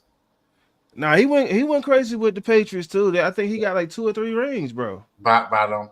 Yeah. Yeah. He got 2 rings with the Pats and that 1 ring with the Eagles. Because remember him and Chris Long, the minute they left the Patriots and got signed as Eagles, then the Eagles won the Super Bowl. That's how everybody. That legit pissed me off because he was so jealous of Le'Veon. Yeah. That he walked off the field during the game. That Tennessee game. The Tennessee game where Le'Veon had like 200-something yards rushing. Yeah. And what happened to Le'Veon? I believe that was a Reggie Nelson hit. The Cincinnati game. Like, bro, you would have ate in the playoffs. You would have went crazy in the playoffs. Like, and like even like right now, the way I look at it, bro, guys have had time to rest. Yes. Whereas like, you know, I've seen years where we had guys like fighting to stay healthy for like 13, 14 weeks straight. And then right before the playoffs, they give out and they're missing the playoffs or, you know, and it's just like, bro, I'm very appreciative that guys had a chance to sit and rest. And we went 4-1 during that in December, bro. January. This year, I don't remember last time that's happened. Me either. Is my favorite NFL. I mean, I'm biased because we're 14-3, but like this NFL season, like, and it's how it played out. Week 8, who would have thought Week 18 would have been so important? Yeah. You would have thought some teams would have. Well, and NFL made that important. Yeah, they made it. Yeah. You know what? Like you just said, Week 18, not just in the AFC, in the NFC too, because you had to put Saturday games on. When the last time you seen Saturday games for importance of a division? Yeah. Right. Don't matter what division it is. You know what I'm saying? Because think about it. You had the NFC South and the NFC West on a Saturday. You had us Sunday Night Football, and then you had the AFC East at the 3 o'clock. I mean, the Denver game for the AFC West. Thank you. The AFC West at 3 o'clock, and then you know what I'm saying, AFC East for a 1 o'clock, bro. Well, not for the division, but just for the Texans too. Right? Yes, that's what I mean. AFC South, but it's just like you saw so many divisions. It's like what we said right at the beginning. Let's really be honest, bro. All of us said after week 2 how everybody schedules was like the script is not scripting, but the script looked it right for week 18. Damn. It was like, okay, it's like what we said last week. The minute we saw we lost to Cleveland, what did I say? Man, we're on Sunday Night Football. I don't give a care what happens. What happens in the rest of that Sunday after 1 o'clock? I said we are on Sunday Night Football. Yeah. I said I don't care what happens. We are Sunday Night Football. You look at the Colts. You look at all the hype from all those. It's like those first 5 weeks. After week 5, it's like, okay, who is this team? Who are we? What are we doing? So it's like and the same teams that are playing now are not the same teams they are when they first started. To pure example, the Colts, the Patriots. On the NFC side, hey, Trey said the script be scripting. Yeah, I see his stuff right there in the corner. I see his stuff in the corner on the NFC side. On the NFC side, shoot, look at that. Look at Eagles and Cowboys. Shoot, even though the Cowboys had a crappy defense, they still was putting up numbers. They was on the Eagles, but after week 9, 10, 11, 12, they was real life on the Eagles. The Eagles, I don't trust. That's why I want to see them in the playoffs. I don't trust the Eagles. The Eagles haven't beat us in 8 years, and they will not beat us in 9 or 10. You get them out of Philly, they lie, they trade bait. If you get them out of Philly, they trade bait. Bears are tricky. It's like Who you think the bigger threat is, the Eagles or the Bears? See, The Eagles are Wait, Eagles are go ahead. Eagles are I defending. got that The answer too. Eagles You are go first, bro. defending I want to Super hear Bowl yours. champions. I'm just Yeah. saying the Eagles are defending Super Bowl champions. The Bears, you know what I'm saying, they had a hot season. They had a hot season. it's so difficult. Like even that Packers Bears game, but Eagles got playoff experience, right? Yeah. They're Super Bowl champs. They've been in the Super Bowl twice, 2 appearances. It's almost impossible not to look at the Eagles and say they're the bigger threat. But you gotta look what the Bears have been doing. But okay, no, I'm gonna lean more toward the Eagles because you look at all the Bears games this year. They're all close games. It's win by 3. It's a dogfight. Why? Because their offense are keeping them in the game. Yes, the Bears' defense is their secondary is not that good. But they led the league in takeaways though, bro. Yeah. But it's like, yeah, but it's risks when it comes to that. Because look what they did. Look what they did to Philly. If you're talking about the Eagles, look what they did to Philly. Not the score, not the score, but just the score. But just look at the take. They had 3 takeaways, bro. Trust me. Remember, I'm in the Midwest. I see this up firsthand right in front of my face. Look at the takeaways in that game. Because I ain't gonna lie. I bet my homie on that game. But the Eagles passing, they don't scare me. It's like Jalen Hurts can't throw the ball. He can't throw. He only throw checkdowns. Right. No, you're right. You're right. So it's like when he tries to force it downfield, it's like. So the takeaways with that, it's a gambling game with that. So their run defense might not be that good, but their secondary is not good either. They have a lockdown corner, but still, like you look at the safeties, C.J. Gardner-Johnson, you look at Brisker is I feel like he's a hitter. He's a hybrid. He's a hybrid to me. He's a hybrid to me. Yeah. So it's he's like a hybrid to me. Gambling with it. But it's so tricky with the Bears. Like they're a good team on offense. They're decent on defense, but they're not consistent. And that's why all their games are close. Here's the reason why I say the Bears, bro. Here's the reason why I say the Bears. And I always tell people this, like, especially like I said, live in Wisconsin. I seen that shootout against San Fran. I seen that one. I see them walk in the trap and win in Philly and took over that trap. I seen the takeaways they did, you know what I'm saying, against teams. And I seen they can hang with the high power offenses, a la San Fran, a la, you know what I'm saying, Dallas and all that stuff. I seen that, like, if Caleb's cooking, you might as well just go and pack it up, bro. This is his first playoff. No, I don't. But see, with him, look who their coach is. I know, but look who their coach is. Don't underestimate Ben Johnson. Don't underestimate Ben Johnson. Who got to go out there and play though? Right, but no, I know. But I'm saying. So we saying it's the end for the Eagles this offseason. AJ Brown up out of there. Yeah, for sure. Oh, for sure, bro. You got to get him out of there, bro.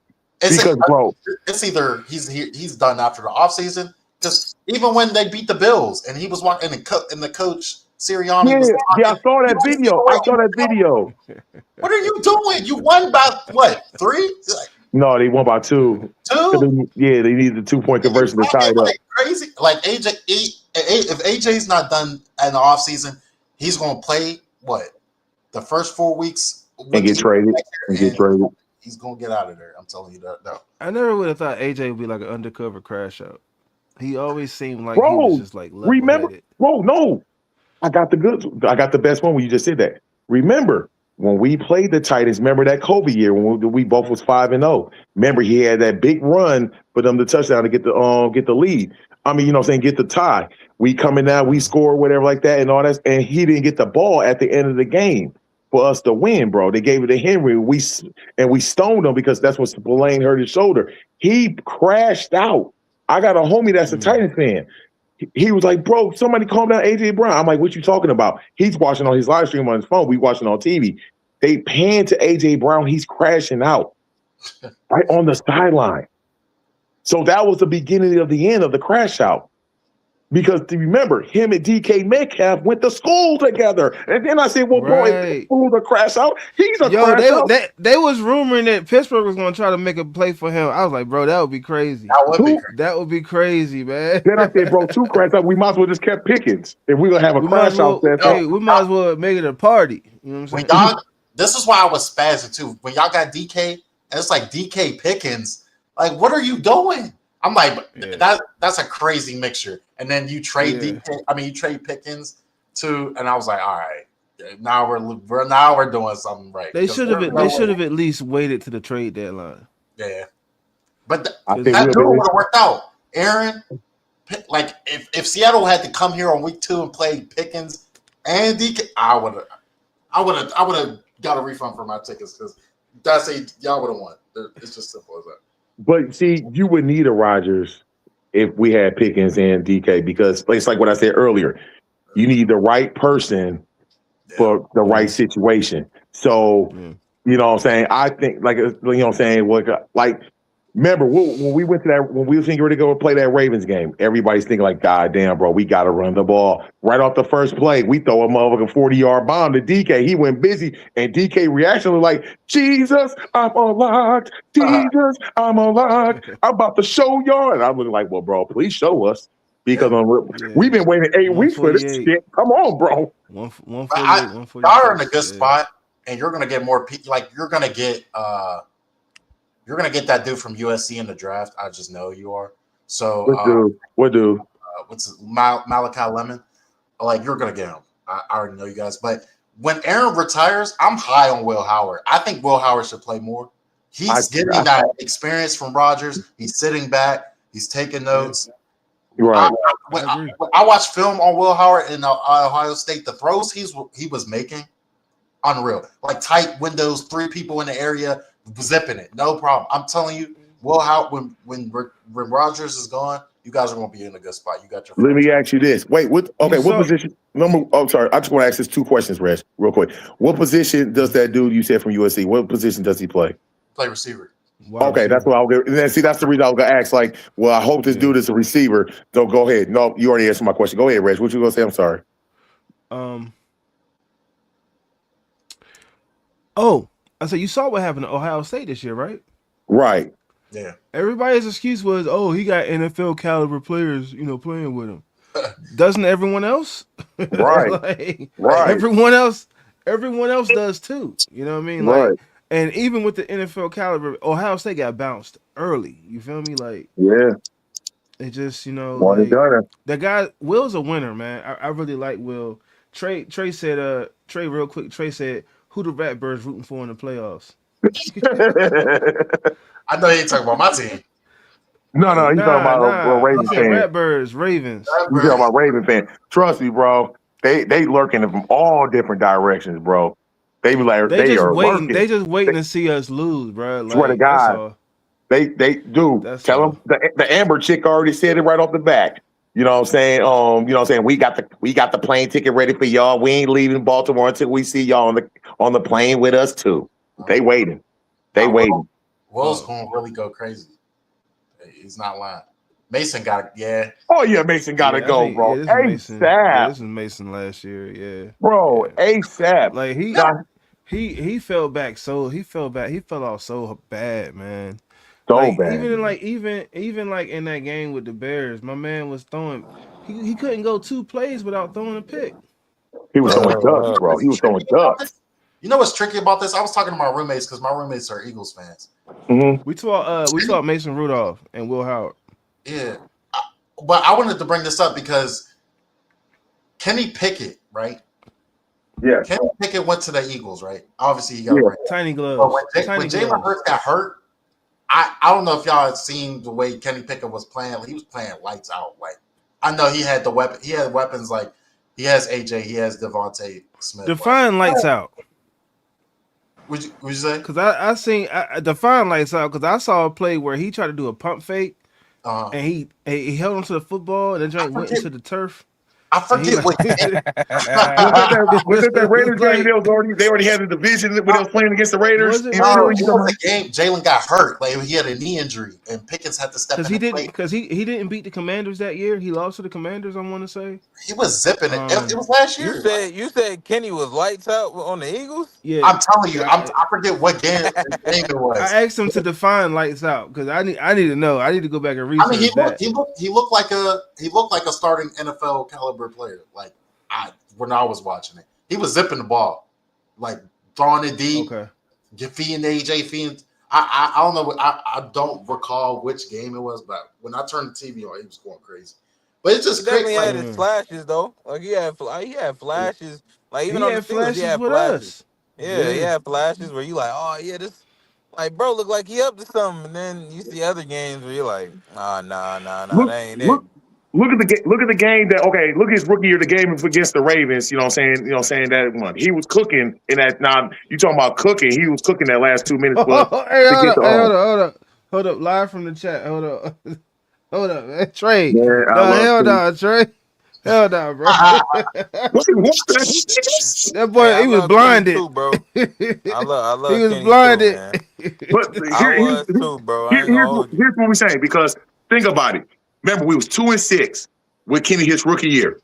Remember, we went on that 7-game win streak. So if you're trying to say of that year, bro, I can understand in certain games. And that's the reason why I say if you want to say certain games, I'm gonna reference that Ravens game, the last game of the season, for us to even try to squeak into the playoffs, where Kenny had, you know what I'm saying, the 2-minute offense had took us all the way down with Najee getting the game winner and stuff like that. Now I can call that zipping the ball and stuff like that, because remember, we had Deontay Johnson always going backwards instead of forwards and all that stuff, and Najee and all that stuff. Y'all know I ain't lying. Y'all know I'm not Yeah, lying. So, but just to yeah. do that, you know what I'm saying, of a 2-minute offense, your rookie year, where we had Matt man, Canada throwing Deontay jet Johnson was like screens. But Deontay just, you know what Johnson I'm saying, was that's what I'm saying. Like, I can understand that, what you're saying. If you're saying of zipping it, I will call that game right there. now Deontay Johnson was like y'all Zay Flowers. I'm like, no, how do you can never he gonna say, oh, I'm gonna get upfield, run it north. I mean, run it east west. Nah, see, honestly, as much as I talk trash about Deontay, he Uh-huh. was still a better route. He was a better route runner. He's still a better player than Zay. You know what I'm Yeah. saying? I really think if Think he he could have better than had Zay Ben, Flowers? yeah, Yeah, you if talking he about Zay could have had Flowers. if I'm talking about Deontay. No, he's If he saying, could yeah, have if between. he Go ahead, because I'm sorry. he had better size. He was bigger. You know what I'm saying? Mm-hmm. To me, he had the speed. He could run the routes. He just had Routes, iffy hands. He just yeah. had iffy hands. Yeah. Bro, Like it the was just like Buffalo game. The Buffalo game when they had to bench him, bro. Zay got Ben iffy had hands too. Ben had to go talk to him, bro. That killed us going to the playoffs that game too. Remember, bro. Remember that This Buffalo game, bro. this fool How Trey you said won when I'm you Ray Charles and Kenny Pickett. That's hilarious, bro. I was really Ray Charles then. I was the same way. I used to be like, man, maybe that's Tomlin or something, bro. That ain't his fault, man. That's Mac. I was blaming on Matt Canada every time, bro.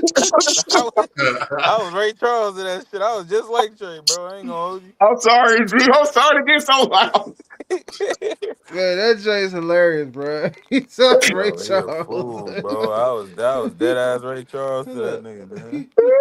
It's crazy. Now he said, I he want to said, get EJ's opinion on the game live for that Ravens game. I know what was you feeling like when Isaiah likely caught that pass, right? I just want to get your opinion on the whole game, and then I want to get your opinion on like when Isaiah likely caught that pass. It was lined up for the field goal, like emotions, all that. You said when he caught? Oh, you talking about the pass where with the TD and all of that, and the one where he got the 2 feet in, but he didn't get the third.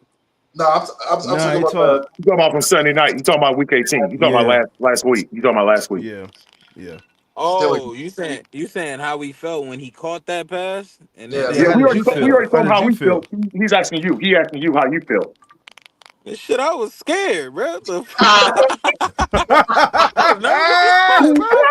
I thought it was over. I ain't gonna hold you shit. I Oh, thought it was done.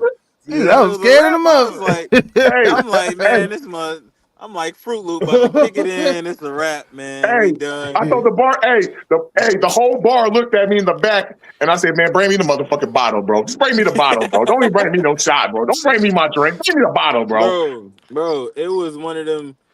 I didn't think he was gonna. I didn't think he was gonna like automatically make it because I seen Boswell miss.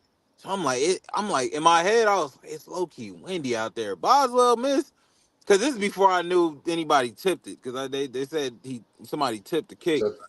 But in Yeah. my head, I'm like, it must be windy out there for him to miss a kick. That's what I'm They was, thinking. Like they, after, They said, What you Reg, say? there was no wind, right? Reg, they said there was no wind out Nah, there. it wasn't windy. There was no It wind. wasn't windy. Oh, No, there wasn't wind. There was no wind. when My I cousin, seen It was just cold. my cousin said there was no wind. EBJ in Pittsburgh. I didn't think it was windy. I just thought it was cold. Yeah, my cousin said there was no wind because think about okay, let's just keep it a buck. You know that even before any field goal get kicked or whatever like that, remember the Cleveland game, how they was showing how windy it was, showing the goalposts. You know what I'm saying? We would have saw something on the goal. You know, they would have showed the goalposts on TV, like moving and all that stuff. There was nothing happening. That's the reason I even said to him, like, damn, he missed it like that. It must be windy in a bit. But then my cousin said, bro, there was no wind. It was just cold as fuck. But he did explain the kick as a kicker. Like he knew as soon as it hit off his foot, it was going to be a miss. I think there's a way you guys spin the ball, hit the ball so it spins. Like he knew it was. I mean, I hope he would do. It didn't even look like it was going straight. It went straight right. And so a lot of people was talking about the ball placement. It was like you should either put it on one hash or the other. And Lamar, when he took a knee like right in the middle. I'm like, dang, I ain't even think about that. You know what I'm saying? It is harder. Don't you supposed to kneel in the middle in that situation? It depends. No? It depends on what your kicker wants. Like your kicker will tell you, hey, I want you to put it on the left hash or I want you to put it on the right hash. Oh, okay. Because that's just like a preference. Like I'm just so used to like it's almost like pool. It's almost like pool table, right? Okay. You know what I'm saying? Like sometimes it ain't easy to hit that joint just straight and shoot it straight across the table. Sometimes it's just easier to hit it at an angle. Okay, because I'm just you know what I'm saying? Like when we watch the end of the game, when they finna get game winning field goals and all that stuff, you always see the quarterback always moving to the left or to the right. You know what I'm saying? But you know what I'm saying? Like where the ball is lined up in place, that you always see him like moving over to the left or right to get to the middle, like to get to the middle. Yeah, to get to the middle and stuff like that. I'm just so used to seeing that. That's the reason why I had to ask and all that stuff. It depends on the kicker. Yeah, but these kickers got too much power, man. They ruin. Some kickers kick with their left foot, some kickers kick with their right foot. So it really is just a preference that, you know what I'm saying, you put it here. Like some people could shoot free throws all day long, some people could shoot threes all day long. You know what I mean? Right. Like, it really is just a preference. Right, I get it. This is like when you know what I'm saying, playing basketball, you always been taught like to find that nail, you know what I'm saying, find that nail in the middle of the free throw line and put your foot, like put your shooting hand right in front of it and put your front foot right there, you know what I'm saying, to be going like not like a line drive, but it's gonna like how the way you arc it is gonna be the way, you know what I'm saying, to make that free throw and stuff like that. It's crazy because I've seen some people offset on the free throw line. Like some people don't line up straight in front. Some people line up a little to the left. Some people line up a little to the right. It's just crazy. And it comes back to what you guys said because it's just how the way the placement is, how the way that kicker want to be, how you want to place your foot because you know how the way you shoot and you move your body movement, your body weight to, you know what I'm saying, to push off, you know what I'm saying, for that free throw because you can't jump in the air and stuff like that. So no, I get it. After bro missed that kick, I was like, it's like kickers. Because even in the Seattle game, like when we played the 49ers, the game, it should have been 19-3. Jason Myers, oh my, like bro, I cussed him out. Goes on the 20-yard line and doinks it. I don't know if y'all watched the game, but bro just doinked it. I'm like, that Thursday game? Oh, I watched that Thursday game. I was at my part-time job watching that Thursday game. Like, Sam Darnold get you down there. Okay, Charbonnet didn't get the first down. We can go up at least 16. Missed the first kick. It's like these kickers got to be held accountable too. Like practice. For sure. What are you doing at practice besides kicking the ball? That's all you should be doing. And see, that's why Justin Tucker was in the massage parlors, bro. Yeah. You know what I'm saying? My man was under mad stress, bro. Like, let that man deal with the stress how he deal with the stress, man. Hey, ain't hurt nobody. Let's keep it a buck too. This is the first year, maybe in a long time, you wasn't saying. You know what I'm saying? You wasn't seeing kickers, you know what I'm saying, booming, like just multiple kickers booming 68, 69, 65-year field goals. You know what I'm saying? You always just heard Justin Tucker set a new NFL record for kicking. Maybe Chris Boswell almost touched Justin it. And Bos, yeah. It was always just Justin. This was the first year. This was the first year, too, that kickers were supposed to have an advantage because they didn't have to keep switching their footballs out. You know what I'm saying? So it's just like, that's wild to me that they're missing these field goals. field goals. Right. But I mean, remember, look in preseason, old boy from Jacksonville hit that 70-yarder. Then we come and hit something like a 68-yarder. Then you see Boswell in week 1. And then you see this your kicker, Myers, hitting something. Then the kicker in Detroit. It was like kickers, like you say, Rich, different balls, kickers doing all this stuff. And I think that's the reason why we're going so hammer on these kickers. Where back in the day, let's just really be honest, 3 years ago, on you just heard is Justin Tucker, another NFL record. Justin Tucker, grab his cleats. It's going in the Hall of Fame. Justin Tucker, he's hitting the stuff off the scoreboard and all that stuff. Justin Tucker. So we were just used to it. Realistically, I'm like, instead of changing the kickoff rule, I'm like, sign the paper to get these kickers removed from the sport, and let's just go for 2 points every time, man. I'm tired. It's more entertaining. It is more entertaining. Go for 2 or do one-on-ones. DB, receiver, and end zone. But you can't. So if we're talking about the script, you can't control it as much. Yeah, and we said that. No, we said that. We said that when we were talking about part of the hiring. I mean, the part of the firing of who, like the poster said. You know what I'm saying? Yeah. Who's getting fired if they lose? Because on the real, we all know with the Steelers Ravens game, it's going to come down to like whoever. You know what? I got to take this to say this. I got to take this moment to say this. Hand up. I called it. I said whoever has the ball in that last 4 minutes and can drive it down in the end of that game, because you know what I'm saying, and make the field goal. If you make the field goal, you'll win the game. If you miss it, you lose the game. And that's what happened. It's going to come down, especially when you got a rivalry game. You know what I'm saying? You got a rivalry game, stuff like that. You got that DB that touched earth. Oh my gosh, that Amazuze. But oh my goodness, yo, on that little hitch or whatever, man. Yeah, that hitch route. That was crazy, man. That was crazy. Cook him. Yo. Cook him. That route was it's like, oh, he slipped. Nah, he ain't slipped. No, he got cooked. That reminded me of that Gabe Davis route when he played the Chiefs. Oh, yes. I know which play you're talking about. Yeah. When they had to adjust the rules for that one, too, for overtime. Yeah. Remember, they had to adjust the rules on that one, too. Yeah. I'm telling you, playoff football, when it gets to the end of the year, you're going to see more. This weekend's about to be crazy. Yeah. Be insane. Like Texans, that game's going to be crazy. You got the Jags and Bills. We don't know who's going to win that game. I got a feeling it's going to be something controversial is going to happen in that game.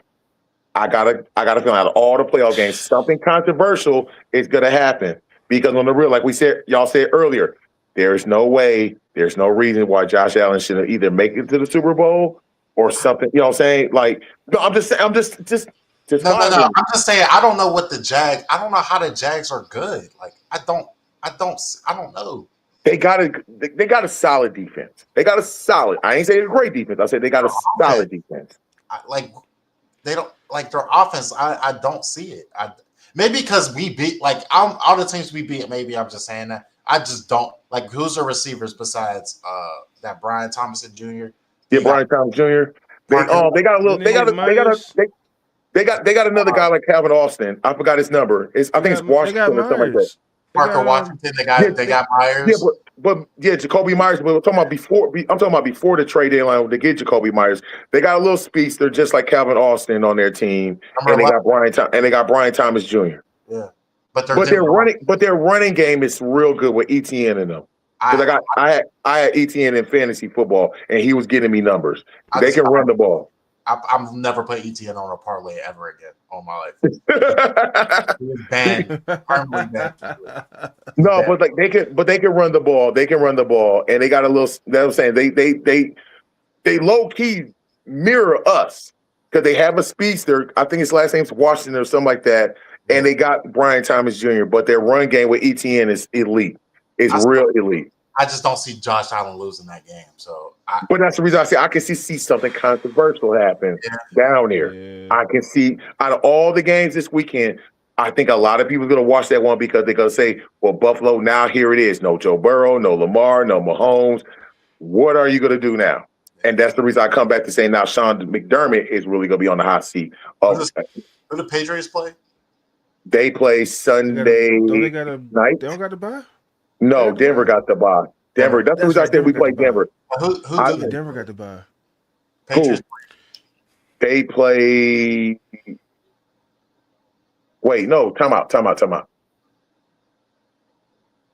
Who made the 7? Hold on. Houston's the 5th. Who's the 6th? Because Buffalo's the 7th. Chargers. That's what they play. The Chargers. New England play the Chargers. That's a tough That's game. Sunday Night Football. That's gonna be the game to watch too, because then it's just like now you're gonna see what Herbert can do. It's redemption time. Because remember how he got his butt whooped up and down the field when they played him his rookie year, when he played the Patriots their rookie year. Yeah. Herbert got some threats on the receiver. He got a good running back. Defense, Chargers defense is lights out. Derwin James, it all runs through Derwin James. Yeah. It all runs through. I think they're solid. But I'm glad. You know what? Man. You know why they say like he just said like that? Because finally Khalil Mack took a step back and let Derwin James take over that team. Yeah. Because on the real, he's right. Huh? The Charger didn't y'all play the Chargers this year? The Steelers? Yeah, it was 15. It was 15 points going into the fourth quarter. That was Rodgers' worst game, bro, because he was overthrowing everybody. He was overthrowing everybody. If he I'll tell you like this: if he connected with the one pass to Jonnu, that was Jonnu. That was a tud opening drive. I want to say. He overthrew Jonnu for the tutty, and then he overthrew DK too for the tutty. So take that score and put them 2 touchdowns. We win the game. Right. Yeah. On some shit. Like, remember, it was 3-2 after the first quarter. Yeah. Hey, it was 3-2. Hey, Trey Frey, he said I was Ray Charles. He said I was Ray Charles with Kenny on Madden. Yeah. Yeah, so I think like that's gonna you know what, them 2 games will be interesting on Sunday. I'm glad that both them games is on Sunday because the Chargers game is on Sunday at 1, and then the Buffalo game is the one Sunday night because that Philly San Fran is the middle game. But I'm glad like them 2 is the Sunday. It's on Sunday. Now, so last like game is for NFC that I didn't talk about was Eagles 49ers. Where do you see that? That's kind of like a I don't know, but the 49ers ain't man. I don't see 49ers beating the Eagles, bro. No, it's in Philly. That's the reason why, and that's the reason why I come back to what we were talking about earlier. Like that's the reason I can take the Bears because, like I said, I seen the Bears go into Philly and walking through their trap and took over their trap. I seen the Bears almost winning the San Fran, and it only took to one play for them to almost destroy to take out San Fran. That's the reason why I'm saying, and remember, they took out the rival. They low-key could have swept Green Bay. And Caleb learned this lesson. I can't throw that pass 2 times. I can't throw that pass to get an interception the first time. And part 2 was like, I learned my lesson. You think I'm going to do this again? Watch this. Ice in the vein. It's game time. So that's the reason why I say I'll take the Bears on that one. We got a question from the chat, and I think the person already knows the answer to this question. Cause we talking about EBJ, man, but here's the question. You know what I'm saying? How far do you see the Seahawks go? Man, how far are we going? Big draws. We gonna hit the Rams, right? Talk to me. Big draws every day. We already know that's going. We gonna play whoever we got to play next round. Eagles putting a belt on the Eagles. They haven't beat us in 8 years. We going to the bowl. I think bowl we either gonna see the Bills or Patriots, and I'm a little bit more scared of the Bills than I am Patriots. But we taking that in Levi Stadium, right? 49ers home turf. We're going to win. We left cigars. After we beat the 49ers, we left cigars in the locker room.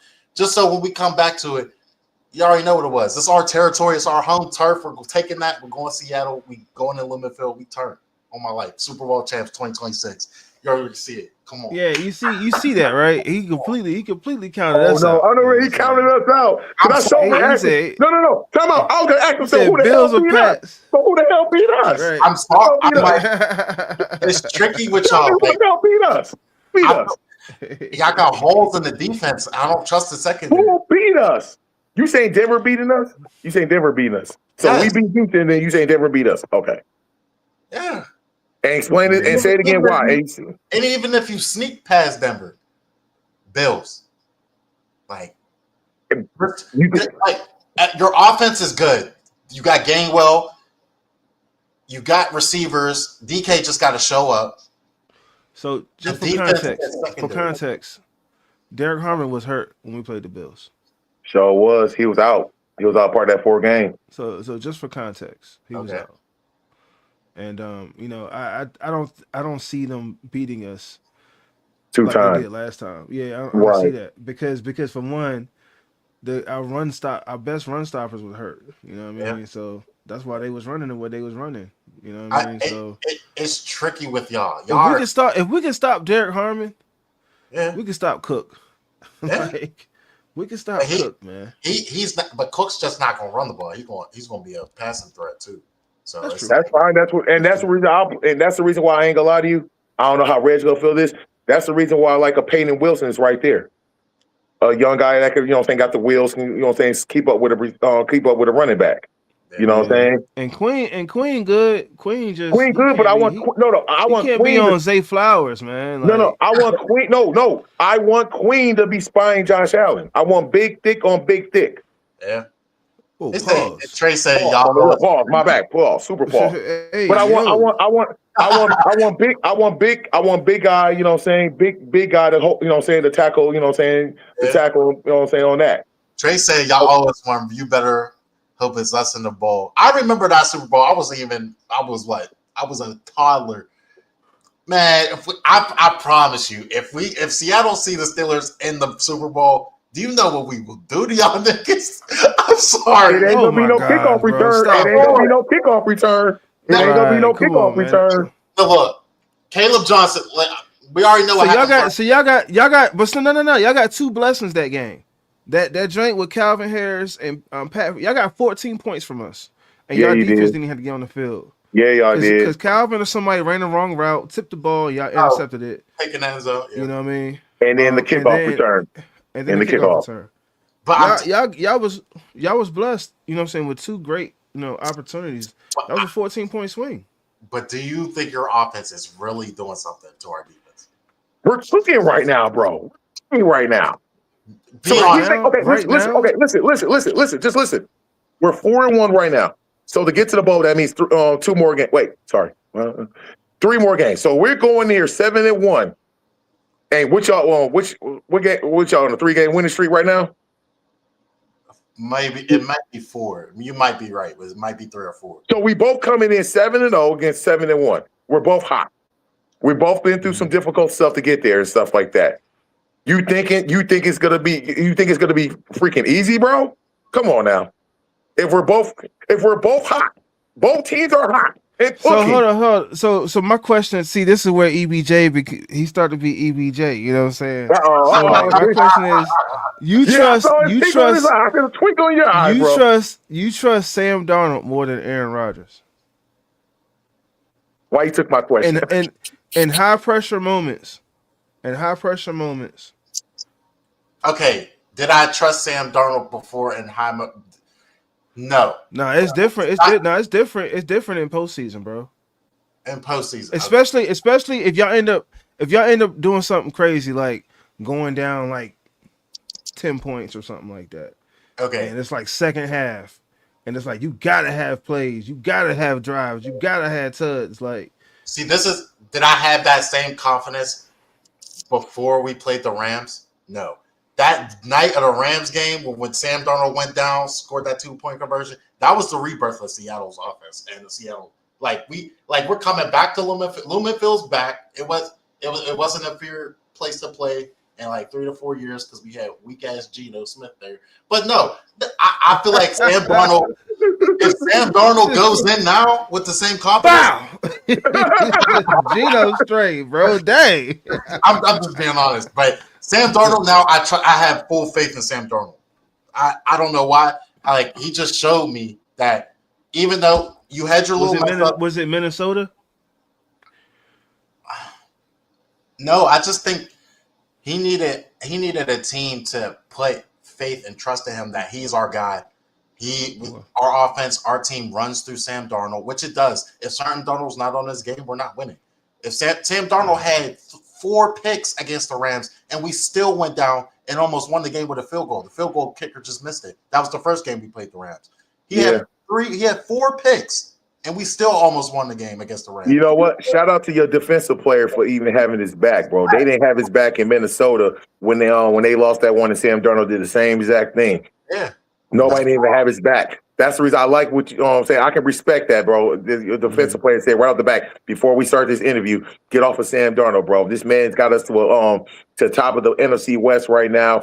Yeah, he had a bad game, but everybody has a bad game, so stop harping on him. I respect that, bro. Because you didn't see that. You didn't see that in Minnesota. And I think, hey, let's just really be honest. Y'all played the game. Y'all know, you know what I'm saying, if nobody ain't backing y'all brother up, you know what I'm saying, on that line or in them trenches or whatever like that. How can you know what I'm saying? How can you keep rolling? You know what I'm saying? Keep blocking, keep doing this film. Stuff He's like our that. guy. And he's proved that he's our guy. And we had full faith. We got teammates. We got the team chemistry going on. We had a big win in our home turf on primetime against the Rams. That was the rebirth right there of Sam Darnold. That win, he needed that. Because everybody viewed Stephen A. Smith first. Dude, they were saying that game was gonna be Stafford's MVP statement. Like, I remember that too. I remember that Thursday morning they were saying that too. Which it was. It was. Yeah. Puka had 225 yards, 2 touchdowns. Stafford's stats. You look at. That's why I say stats don't really tell the full story. You look on paper what Stafford did. Yes, that was an MVP performance. But you got to look at the whole second half. What did our defense do to Sam? I mean, not Sam Darnold. What did our defense do? Y'all got like 3 stops. After they scored that last TUD, y'all got like three and outs. It was like three and outs, back to back to back. And y'all got like touchdowns. Yeah. The only touchdown they had was in overtime with Puka. Then we got the ball. Sam Darnold, this is your moment. This is where he delivered. And this time he delivered. Yeah. And that's where I feel you.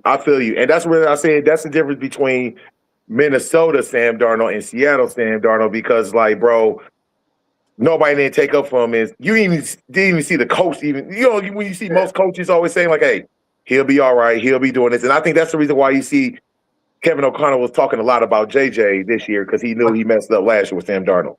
But to get back on the topic of Aaron Rodgers with Sam Darnold in the playoffs, right? If we do see it in our playoffs, if we see it in the Super Bowl, the reason I trust our team right now with the W is because our defense is lights out. We have the best defense in the league.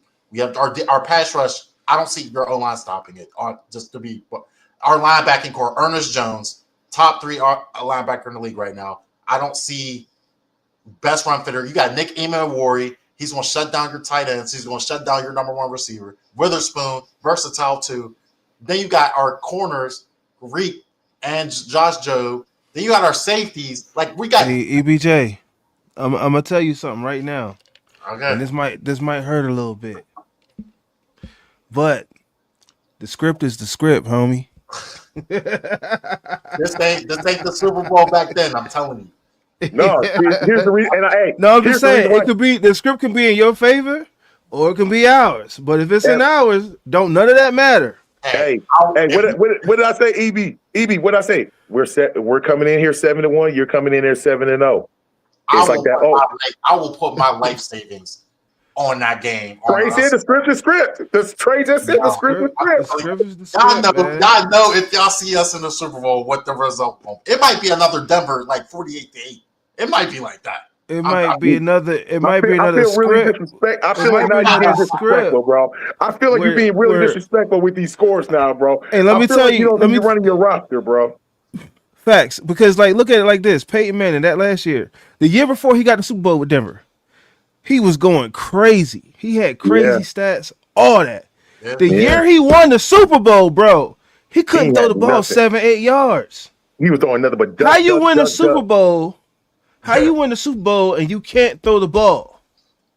Yeah. Hey, bro, if we in the script, bro, don't none of that matter. y'all just got too much to account for. Like we got players, like y'all got players, but there's way more holes in y'all game than there are in ours. Hey, Scooby, he ain't listening. Yo, what's up? No, you're not, bro. He ain't listening. No, you're not, bro. I'm just not accepting what I'm hearing. You got too tuned. See, you let the horn just come out of your head too much, bro. When you start running on the roster. Hey, I got too. Now here's the difference. Hey. Your guys, young bucks. Our guys are seasoned veterans. Do you know the script will remove one of those guys you just named? But y'all are missing something. They will straight up remove that dude from the game, Slim. On some what the dude do with the referee on Sunday? He barely brushed him. Yeah. Oh, disqualification. It could be something stupid, something crazy, completely disqualify somebody. But it's the script, bro. You can't. The script is undefeated, bro. But there's two things you guys are really missing right now. What's that? Okay, what we missing? For Instagram. Put me on game. Yeah. You guys are missing a big hole, right? Mike McDonald. The guy we keep on beating when he was in Baltimore. The guy we kept on beating with Kenny Pickett. The guy we kept on beating with Mason Rudolph. The guy we kept on beating and beating and beating and beating and beating.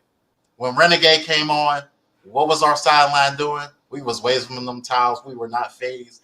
There's It don't matter. It don't matter, bro. The script, dude, that don't matter. That's week 2, bro. We in the bowl. We in the bowl. Balled out. You balled out. Come on, EBJ. You play ball. You know none of that matters, bro. All right. This a different dance.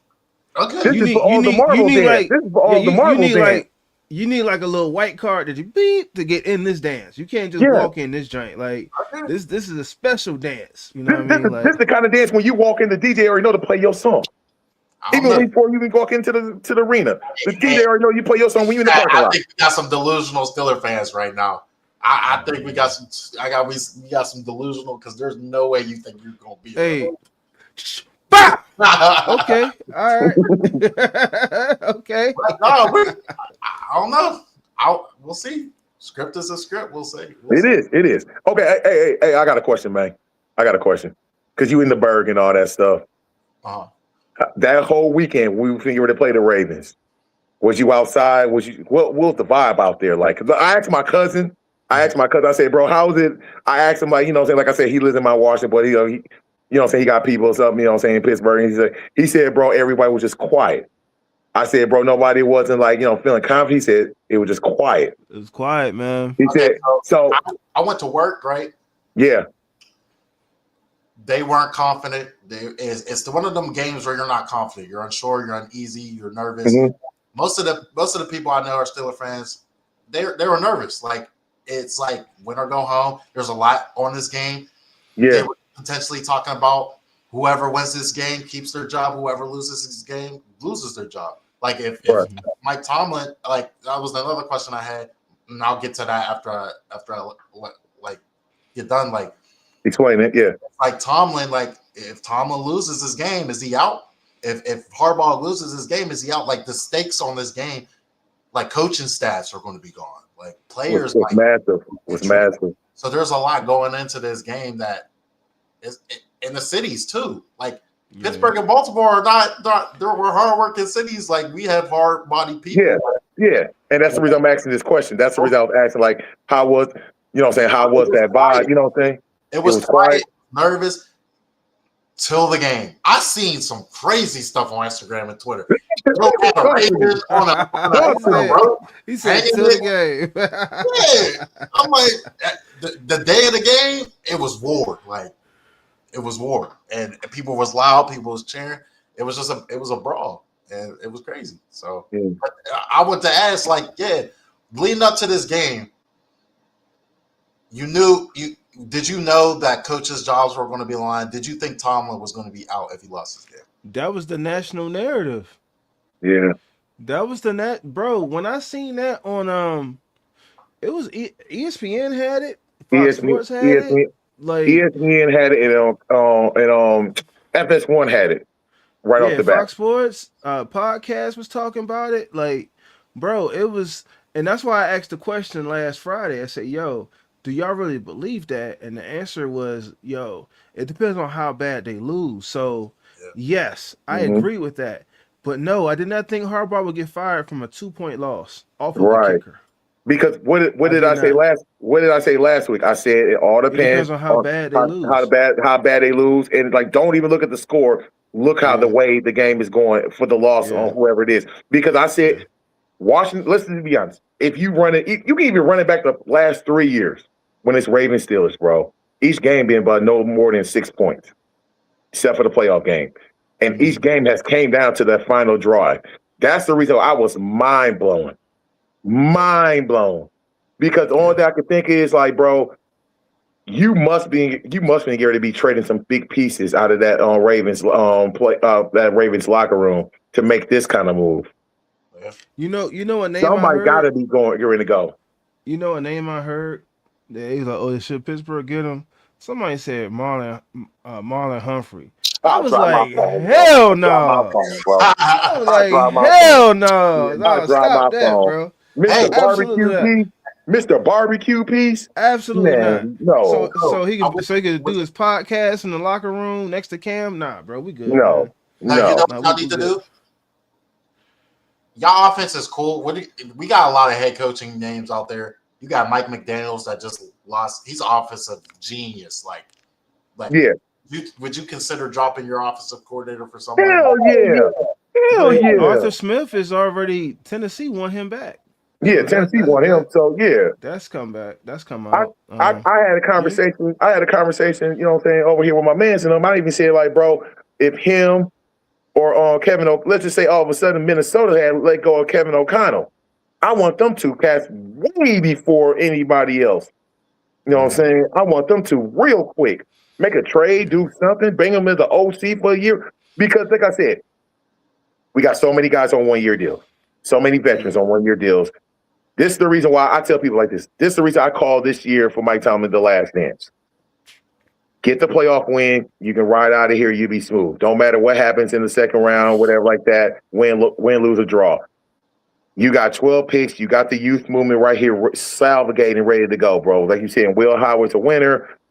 If I'm gonna do this, I'm gonna have to tell Omar Khan and Arthur, and Rooney, this is your hire. It can't be through Mike Tomlin or nothing like that. If you're gonna go get Mike McDaniel or something like that, you know what I'm saying, it got to be your hire. The future's bright for the Steelers. Right. And that's the reason why I'm saying, like, you got the picks, you got the young talent that's ready to go. So if you're gonna transition, like everybody's saying, this is the year. This is the reason I told everybody I'm calling this the last dance for Mike Tomlin.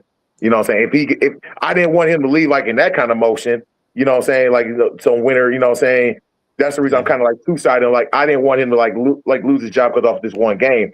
If you're gonna roll out the way that you should roll out, you got us to the playoffs. You get us the playoff win, but let's say something happens in the division round or the AFC Championship, I'd be like, my guy, you got all the fucking love from me, bro.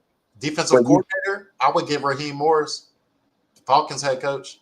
I would get him in there. Know what? And I would too, because of that young talent that he worked with in Atlanta. Yeah, I like the young talent. What he did with that young talent he did in Atlanta. So, there's pieces there, and I want to take care of an OC first. I want to take care of an OC first. I want to get an OC first because it's like I said, we got 12 picks. You got more young talent than young defensive talent. You got more offensive talent, I should say, than defensive talent. So I need to get an offensive coordinator in there first before I even go, you know what I'm saying, touch anything. But that's what I said. It can't be like, I don't want Tomlin to touch anything of that. I wanted to be an Omar Khan, Rooney, like, bro, we're going to get this guy, Tomlin. Don't, you know what I'm saying, you can't, you know what I'm saying, I don't want to get your opinion on it. And I want the best guy. I want the best guys like that. My second part to that question is like, okay, it's not going to happen, and it didn't happen, but Tomlin got fired. Who do you see filling that role? And it might not. Nobody might be able to fill that role, but like, who do you see coming in? Yeah, I don't think anybody's gonna fill that role to answer the question. But I think you go college. I think you pull up one of these guys from college. Yeah. Somebody that has like a crazy just offensive mind because it's an offensive league. You pull in like a somebody that's a good defensive coordinator that may be in the NFL, you know what I'm saying, still, and you just roll with that. I will go get Dan Lanning from Oregon. Don't matter what happens tonight with their game tonight, I will go get him. Here's the reason why I say this. I told a lot of people this is the reason why I say this. I seen what he does, like you said, offensive mind. He's a great offensive mind. He's through the saving tree. He done his stuff. He had a little NFL like assistant coaching tender, you know what I'm saying, before he came to Oregon and stuff like that. He's disciplined. He keeps his guys disciplined. You never see none of Oregon players in some dang on trouble, nothing like that we're used to back in the day when LeGarrette Blount and all know what's up in there, you know what I'm saying, tearing the club up. They know what to do. They know how to structure themselves. And he's a winner. and he's a winner. So if you're gonna talk about our standard of like always winning and stuff like that, and if you got to go that range, either I'm going to get Dan Lanning or well, we already know they'll never happen, but old boy Cinetti from Indiana. But I really go more Dan Lanning. They say he out the Berg too, ain't he? Yeah, he's from the Berg. Yeah, they say I mean, honestly, that's Bill Cowher 2.0. Right. We know Jesus will have to get, you know what I'm saying, to pull him. You see the money out of Indiana. Indiana already took some of the basketball money. They already given it to him. They broke that bank on him. Yeah, they broke that bank. Bro. When they building that new training facility, that indoor training facility for them. I said, bro, they took some of the basketball money, NIL money. Well, I mean, because like Indiana, they was a basketball powerhouse, but they see football is king. Yeah, football, I know. That's the reason I'm saying, like, for everything else. Oh yeah, no, I know. That's the reason why I say they already took some of the NIL basketball money, you know what I'm saying, bring it over to football. But it's just that's where I would go. That's where I go, and that's the reason why I say if we go do it, it has to be now because of the real. Like we have the talent, you got the picks, you can make some stuff happen. You need to get the number one. If you do Lucky Tomlin, you got to get the OC. You got to get one of them two in the building and don't let them out the building. Realistically, if Aaron Rodgers is here, you have to like do a complete scrap because Aaron Rodgers ain't gonna play for nobody but Tomlin. That's leverage. He can be like, Tomlin walk, I'm out. Yeah, you know what I mean? No, we know that. Yeah. So that's number one. But if Tomlin was 20, out, he doing 20. Oh yeah. If Tomlin was out, I think Robert Saleh from San Fran, I think he would be a good fit. He would because look at like I said earlier, look at the pieces that he's doing with the injuries and all that stuff. Look at he's still keeping it all together. Yeah.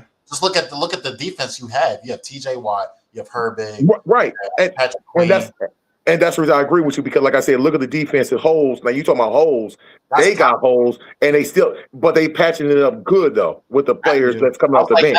That's the same thing Seattle needed. We needed a defensive minded coach. We had the pieces. Steelers had the pieces. Get it to a defensive minded head coach. Get a good offensive coordinator. We got Clint Kubiak. There's some dogs at offensive coordinator out here. But see, I want to flip it around. And get the get the offensive coach.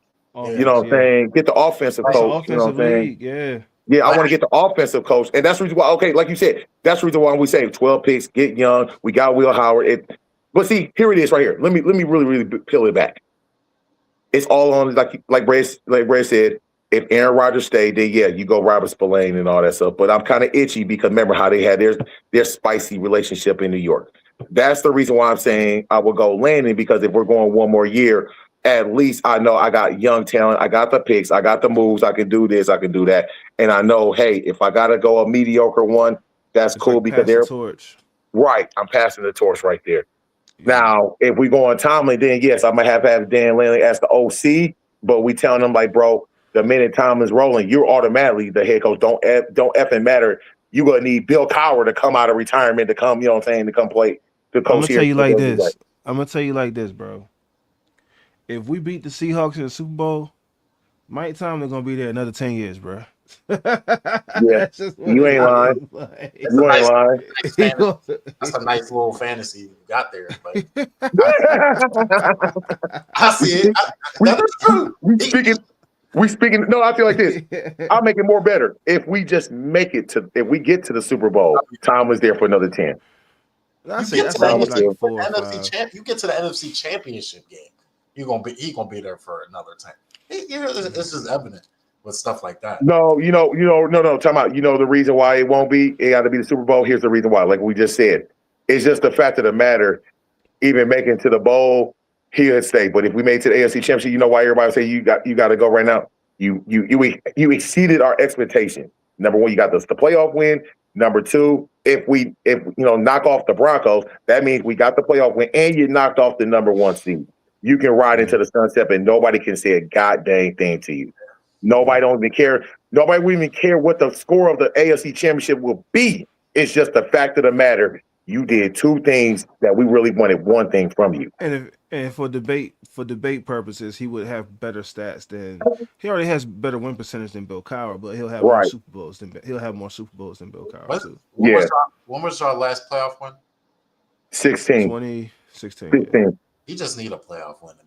Right, but that's the reason why. Not for 10 years. Not for 10 years, but that's the reason why. Listen, that's the reason why I come back to saying he did two things. He got the playoff win, and then he got the second one to get us to the AFC Championship game with the roster that we have. Like I said, with the 1 year guys, the older vets, and all that stuff on defense. But that's the reason why everybody said, "Well, okay, bro, you got to really ride out to the sunset. You can't get no more gangster than this because now we got, like I said, we got the picks."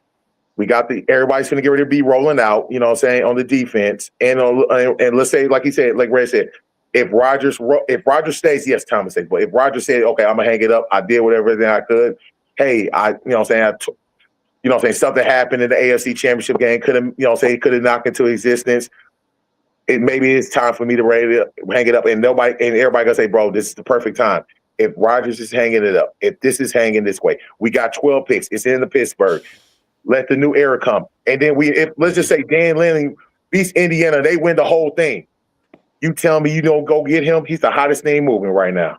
Yeah. And so it'll be set up perfect. And it's not like it's not like y'all had multiple head coaches. It's like y'all had the same for this long. What come on, like going. Yeah, right. And see, and I think that's the reason why a lot of people, like, you know what I'm saying, we are spoiled because we're just so used to 3 head coaches. This. We see other organizations going through coach after coach after coach after 2 or 3 years. And I think that's the reason why everybody's like so heated and so rah with Tomlin and stuff like that. But it's like, you don't hear that right now. You know what I'm saying? You don't hear it right now. And that's the reason why I'm saying get the playoff win. Cures. Yes, winning cures everything. We all know that. And it's just like, you know, it's just that scenario. If that happens, if we get to the AFC Championship game, don't matter what the score is, don't matter what the win or the loss it looks like, he can save face and he needs to just ride out on his own, like the last dance. So if the Bulls didn't beat the Jazz, they can still say, Jordan can still say, bro, I'm still the GOAT because of my mama. I did this. We built this architecture. We've been to so many finals. We done this. We done that. You know what I'm saying? This is what happened. And I can ride out to the sunset with no hesitation. Nobody can say crap to me. Yeah, I see it. Well, fellas, we've been on now for like 2 hours. 10 hours almost. It's been hot, bro. We had special guests. It don't feel like it though, man. Like I thoroughly enjoy the conversations. I gotta check out because I gotta come back on. Yeah. Oh yeah, you got break room. Yeah, I'm gonna be watching that. Light got dark. When I got on, there was light outside. You in the dark room now? That's what's gonna happen to the Seahawks in the postseason. It's gonna be like light, and then it's gonna get dark all of a sudden. It's like, oh snap, what happened? Like somebody cut the lights back on. Dude said 12 when midnight. Dude said 12 when midnight. Our defensive nickname is the dark side. We prepared for anything coming this way. We're gonna knock it off. I'm telling you. I like you. I know. Hey, what Felicia said, I remember that. I remember that, Craig. You remember that? Yeah, remember it. Write it down. Take a picture. I don't give a fuck. You gotta change that. You like write it down. Take a screenshot. I don't give a fuck. Nah, man, fellas, I appreciate y'all time, man. I appreciate everybody that tuned in. Everybody left a comment. You know what I'm saying? This is the second week for Fan Talk Friday, man. We got to run it back again next week, man. Oh, we got to with the results. We got to walk with the results. We got to see what the results look like, man. Hey, for everybody, real quick, man. Hey, make sure y'all get to Walgreens by Monday. Get your heart medication. Get your, you know what I'm saying? Get your Pepto. You know what I'm saying? Get your rest of recovery bags ready, man. We know what's gonna happen. Yeah, man. You know what I'm saying? We appreciate everything, man. This has been fun, man. This is what we want to cultivate, man. It's only gonna get like bigger and stuff like that. So, I definitely appreciate everybody's time because y'all ain't had to be here. Man. We appreciate you building this, bro. We appreciate you building this, bro. Always support, man. Always support, man. For sure. No matter what team, what division, we all love football. Yeah, I'm about to say it's fans, bro. It's you're just a fan of the game, man. You know what I'm saying? Yeah. You know what I'm saying? Depending on what happened, man, I'll probably do like a live watch party or something from this too, and just invite a bunch of people on. Because if we win, whether we win or lose, obviously I'm not going to be at a game, so I might do a watch party or something like that from this, so that way we can have more people on. You know what I mean? I was gonna say, why don't you just do like how you did that one time with your homies? Build that halftime, like just ask people at halftime, like, hey, can you pull up real quick? Because What you doing? we were supposed to just be on for halftime, and this is easier to do. This is like if it goes past like an hour or whatever, this is easier to do than be on Instagram. Oh, okay. Because I can actually save all this footage. Instagram, you don't get a chance to save it unless you like absolutely like finish the stream and allow them to save it on their end. Then you might lose the footage, and that's what happened. Oh, okay. That happened to EJ, one of those lives that happened. And so, but with this is like everything's on your end. It's like, okay. Yeah. So, but nah, I'll definitely keep that in mind. I'm hoping somebody beat somebody and we get a third home game. I was gonna say that, or I was gonna just say this. I was gonna say this because since we play Monday night, you know what I'm saying, like. You want to just do something like that afternoon, just see where everybody at, where everybody watching and all that stuff before the game kick off? Cause like I'm gonna be tailgating, bro. Oh yeah, that's where you like, going. My bad. No, say no more. I'm gonna be out. Nope. Man. Hey, let's just make it next Friday, bro. Win or lose, we talk about it. When we just do it next Friday. Yeah, next Friday. Win or lose, we just talk about it, and then we can start looking at the head stuff. Yeah. And then we might support, you know what I'm saying, the Seahawks, you know what I'm saying? Like, depending on how stuff play out, you know. Hey, get your gear. Get your gear. He over here. He already gave me a roster of names. I need to go see. You need to go see about I'm knocking on doors already. Yeah. Tell you. But man, hey, great chat, man. For real, man. Yeah, everybody got to pull up for 2 or 3 minutes, man. Yeah. Like even the people that came in left out real quick. It was all good. That's what I'm saying, man. Just showing love, man. Yeah. I gotta talk to EJ more, man. I got he gotta get his gear, man. I'm telling you. He gotta get his we gotta get EJ. We gotta get EJ to the game, bro. We gotta get EJ to the game, bro. I was trying to see if he was going. I made a last minute decision. I was like, man, I don't know when I'm gonna see another in-person game again. I'm going. Yeah. So I just bought it. And speaking of going to the game, man, you know, break room, we're giving out 2 tickets, man. Section 119. You feel me? That's a smooth spot right in that.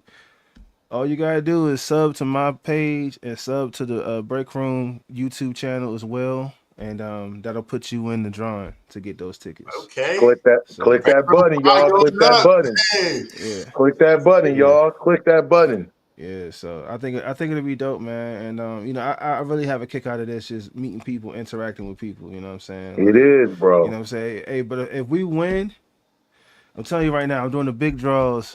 I'm doing a big draws video. You feel me? But I'm gonna do like a stupid spin on it. Like it's gonna be like my joint's gonna be like basketball shorts, homie. Like your joint's gonna be crazy, bro. I ain't gonna lie, bro. When I start. Go get your PSD, get your John and all that. Get Ethicas. Gotta get the real thing. Man, I scooped them things out my drawer. Hey, bro, when I saw that, bro, I said, bro, what in the hell's Diddy shit going on? I'm about to watch that joint right now. When we get out, bro. I'm like, what the shit going on? Man, I'm telling you, if you go on my Instagram, EBJ.14, you're gonna see all types of they had this shit on the fucking they showed the fucking. I watched the game with shoulder pads on, man. It get active. I'm telling you. I ain't doing it up like that.